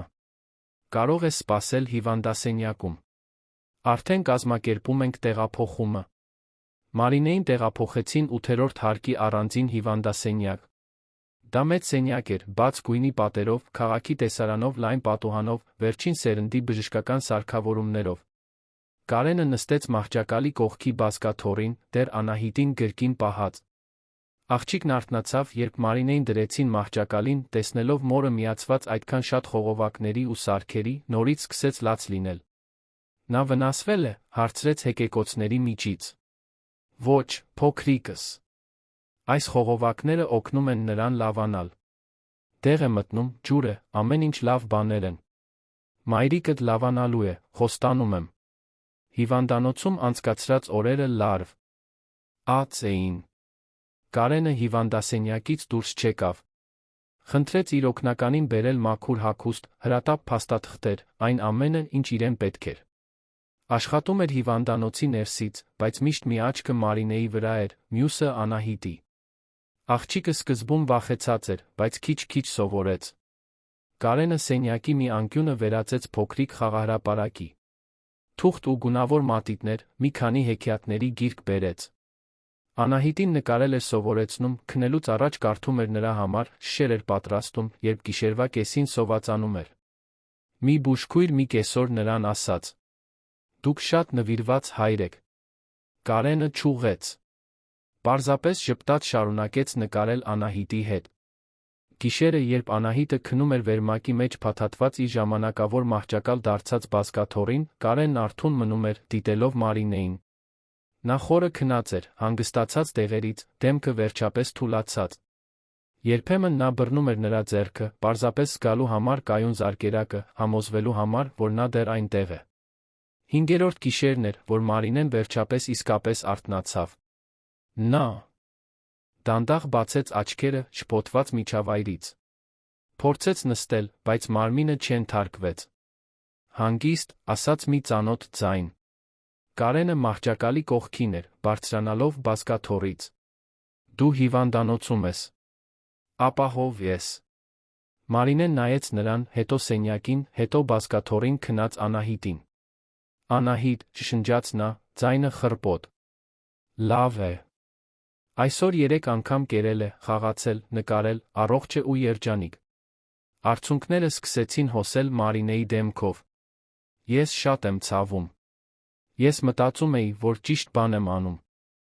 Մտածում էի, որ դուք ավելի լավ կլինեիք առանց մեզ»։ Կարենը աթոռը քաշեց, նստեց մահճակալի մոտ։ «Ինչպես կարող էիր այդպես մտածել»։ «Որովհետև ես տեսնում էի քո ցավը։ Տեսնում էի, թե ինչպես ամեն անգամ Անահիտին նայելը վերք վերաբացելու պես էր։ Ես չէի ուզում պատասխանատու լինել քեզ ավելի շատ տառապեցնելու համար»։ Կարենը գլուխը թափ տվեց։ «Դու սխալվում էիր»։ «Այո, ցավում է։ Շատ է ցավում։ Ամեն անգամ, երբ Անահիտին եմ նայում, Լիլիթին եմ տեսնում։ Ամեն ժպիտ, ամեն ծիծաղ, ամեն պահ։ Բայց գիտես ինչ հասկացա։ Ցավը մի նույն է գալիս է։ Էն օր, Լիլիթի մահվանից ի վեր, ես արթնանում եմ այդ ցավով։ Բայց երբ Անահիտը մոտ է, երբ դուք իմ կյանքում եք, ցավի հետ միասին մի ուրիշ բան էլ կա։ Ուրախություն կա։ Նպատակ կա։ Հնարավորություն կա, որ գուցե, միայն գուցե, իմ սիրտը դեռ աշխատում է»։ Մարինեն ավելի շատ լաց եղավ։ «Ես այնքան եմ վախենում բեռ լինելուց»։ «Դու բեռ չես։ Դու պարկ ես։ Դու Անահիտը։ Դուք ինձ այնքան փրկեցիք, որքան ես ձեզ։ Ինչ է լինելու հիմա»։ Կարենը խորը շունչ քաշեց։ «Հիմա դու լիովին կապաքինվես։ Կընդունես բոլոր դեղերը, կանցնես բոլոր հետազոտությունները, ճիշտ կսնվես, լավ կքնես։ Եվ երբ դուրս կրվես, դուք երկուստ կվերադառնաք տուն»։ «Ապաստարան»։ «Իմ տուն։ Տուն։ Ոչ թե ժամանակավորապես։ Իսկապես։ Ես ուզում եմ, որ դուք մնաք։ Ուզում եմ, որ իմ կյանքի մի մասը լինեք։ Եթե դուք ուզում եք, իհարկե»։ Մարինեն անհավատությամբ նայեց նրան։ «Ինչո՞վ։ Ինչու եք դա անում»։ Կարենը բռնեց նրա ձեռքը։ «Որովհետև երբ ես մտածեցի, որ կորցրել եմ ձեզ, հասկացա, որ հենց նոր գտել եմ մի բան, որը կարծում էի, թե այլս երբեք չեմ ունենա։ Ընտանիք։ Կատարյա։ Չի լինի։ Մենք պետք է պարզենք, թե ինչպես անենք, որ ստացվի։ Բայց ես ուզում եմ փորձել։ Դուք ուզում եք»։ Մարինեն հազիվ էր կարողանում խոսել արցունքների միջից, բայց կարողացավ գլխով անել։ Եվ դա բավական էր։ Հիվանդանոցում անցկացրած 2 շաբաթն անցավ։ Մարինեն քաշ հավաքեց, ուժերը վերականգնեց, նորից սկսեց ժպտալ։ Անահիտն ամբողջ հիվանդանոցին ծիծաղեցնում էր իր խաղերով։ Իսկ Կարենը միշտ այնտեղ էր, ներկա, մշտական։ Դուրս գրվելու օրը նա նոր հագուստ բերեց երկուսի համար։ Մարինեի համար հարմարավետ գեղեցիկ հավաքածու։ Անահիտի համար կապույտ զգեստ ծաղիկներով, որը ստիպեց նրան պտտվել հայելու առաջ, հիացմունքով լի։ Տուն վերադառնալու ճանապարհին Անահիտը քնեց հետի նստատեղին, հոգնած, բայց երջանիկ։ Մարինեն նայում էր պատուհանից, դեռ վերամշակելով, թե ինչպես էր իր կյանքն այդքան շատ փոխվել այդքան կարճ ժամանակում։ Երբ հասան, Սիրանուշը սպասում էր դռան մոտ լայն ժպիտով։ Նա ամուր գրկեց Մարինեին, հետո գրկեց Անահիտին, աղջկա դեմքը ծածկեց համբույրներով։ «Բարի վերադարձ տուն», ասաց տնտեսուհին, նրա աչքերում ուրախությանը բրցունքներ կային։ Բայց այս անգամ Կարենը նրանց հյուրատուն չտարավ։ Նա նրանց ուղեկցեց գլխավոր տան ներս։ Ցույց տվեց երկրորդ հարկում պատրաստած սենյակները։ Մեկը Մարինեի համար, մեծ օդափոխվող, այգու տեսարանով, և մեկը Անահիտի համար, ներկված նուրբ դեղինով, վրանածածկ մահճակալով, նոր գրքերով լի դարակներով խաղալիքների տարածքով, որը ցանկացած երեխայի կստիպեր հառաչել։ «Սա իմն է», հարցրեց Անահիտը հիացած։ «Քոնն է», հաստատեց Կարենը։ «Ամբողջը քոնն է»։ Հաջորդող ամիսներին կյանքը նոր ռիթմ գտավ։ Մարինեն սկսեց պաշտոնապես աշխատել տանը, բայց ոչ որպես սպասուհի։ Նա օգնում էր Սիրանուշին, կառավարում էր կենցաղային առօրյայի մասեր, բայց Կարենը պնդեց, որ նա ունենա արժանապատիվ աշխատավարձ, պաշտոնական գրանցում, բոլոր իրավունքները։ Նա վճարեց, որպեսզի նա կառավարման մասնագիտական դասընթաց անցնի, ներդրում կատարելով նրա ապագայի մեջ։ Անահիտին գրանցեցին հիանալի դպրոցում։ Առաջին օրերին նա շատ էր լաց լինում Մարինեից բաժանվելիս, բայց շուտով ընկերներ ձեռք բերեց, սկսեց սիրել սովորելը։ Նա լրացուցիչ պարապմունքների էր հաճ։ Ախում, կորցրած ժամանակը լրացնելու համար, նրա ուսուցիչներն ասում էին, որ նա ամենաաշխատասեր երեխաներից մեկն է, որ երբե տեսել են։ Կարենը փոխվեց։ Դեռ շատ էր աշխատում, բայց հիմա տուն էր վերադառնում ընթրիքի ժամին։ Մասնակցում էր ընտանեկան ճաշերին։ Օգնում էր Անահիտին տնային աշխատանքների հարցում։ Հանգստյան օրերին նրանց երկուսին տանում էր զբոսայգի, կենդանաբանական այգի, կինո։ Քիչ-քիչ այն տունը, որը լուր դամբարան էր եղել, նորից կյանքով լցվեց։ Արմենը մի քանի անգամ հայտնվեց։ Սկզբում դեռ թերահավատ, դեռ կասկածամիտ։ Բայց ժամանակի ընթացքում, տեսնելով եղբոր անկեղծ փոխակերպումը, նա սկսեց ընդունել։ Եվ ի վերջո, նույնիսկ նպաստեց։ Հենց նա էր, որ օգտագործեց իր իրավաբանական գիտելիքները ապահովելու համար, որ Մարինեն ունենա բոլոր փաստաթղթերը կարգին, որ Անահիտն օրինականորեն պաշտպանված լինի, որ ամբողջ իրավիճակը կարգավորվի այնպես, որ ոչ ոք չկարողանա կասկածի տակ դնել։ Մի օր, գրեթե 1 տարի անց այն գիշերվանից, երբ ամեն ինչ սկսվեց, Կարենը Մարինեին Անահիտին տարավ հյուսիսային պողոտա։ Մեքենան կայանեց այն ռեստորան։ Ի դիմաց, որտեղից դուրս էր եկել այդ ցուրտ գիշեր։ «Ինչու ենք վերադարձել այստեղ», հարցրեց Մարինեն։ Կարենը մատնացույց արեց մայթը։ «Այնտեղ։ Հենց այնտեղ եմ գցել իմ դրամապանակը։ Եվ այնտեղ էլ Անահիտը գտել է այն»։ Նրանք դուրս եկան մեքենայից, կանգնեցին մայթին, նայելով գետնին, կարծես կարողանային տեսնել պահը նորից կատարվելիս։ «Գիտես ինչ եմ մտածում», ասաց Կարենը։ «Կարծում եմ, դա պատահականություն չէր։ Կարծում եմ, ճակատագրին պետք էր, որ ես ինչ-որ բան կորցնեի, գտնելու համար այն, ինչն իսկապես կարևոր է»։ Մարինեն ժպտաց։ «Իսկ ի՞նչն է այն, ինչն իսկապես կարևոր է»։ Կարենը նայեց նրան, հետո Անահիտին, որը խաղում էր, ցատկելով մայթի ճաքերի վրայով, ժպտաց։ «Դուք… ընտանիքը… սերը… նորից սկսելու հնարավորությունը»։ Անահիտը վազեց դեպի նրանց, բռնեց երկուսի ձեռքից, մեկը մի կողմից։ «Կարող եմ պաղպաղակ ուտել»։ Նրանք ծիծաղեցին։ Կարենը նրան գրկեց։ «Կարող ես։ Ամեն ինչ կարող ես»։ Եվ նրանք միասին քայլեցին, երեքով, նույն պողոտայով, որտեղ ամեն ինչ սկսվել էր։ Բայց հիմա նրանք տարբեր էին։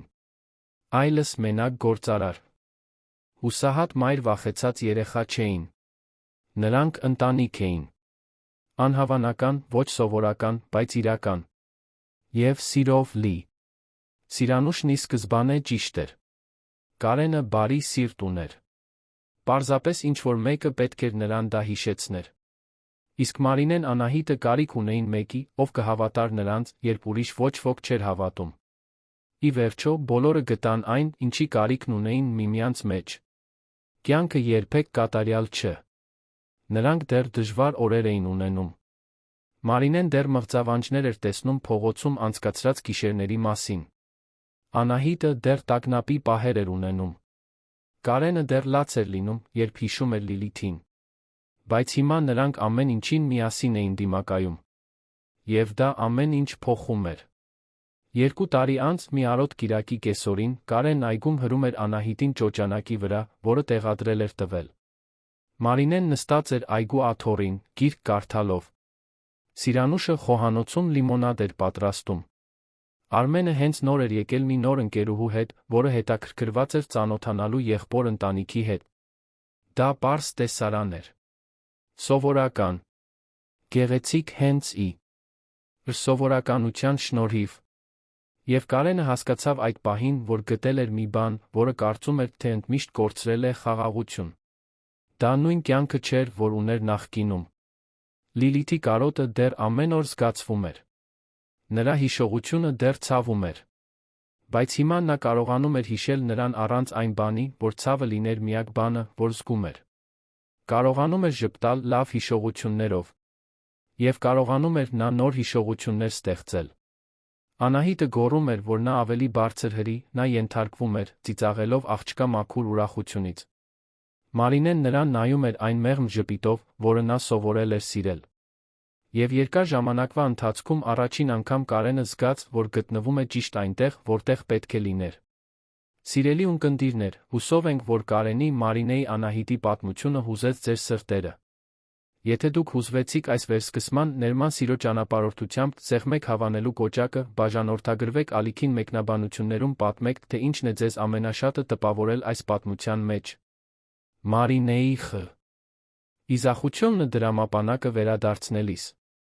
Կարենի փոխակերպումը։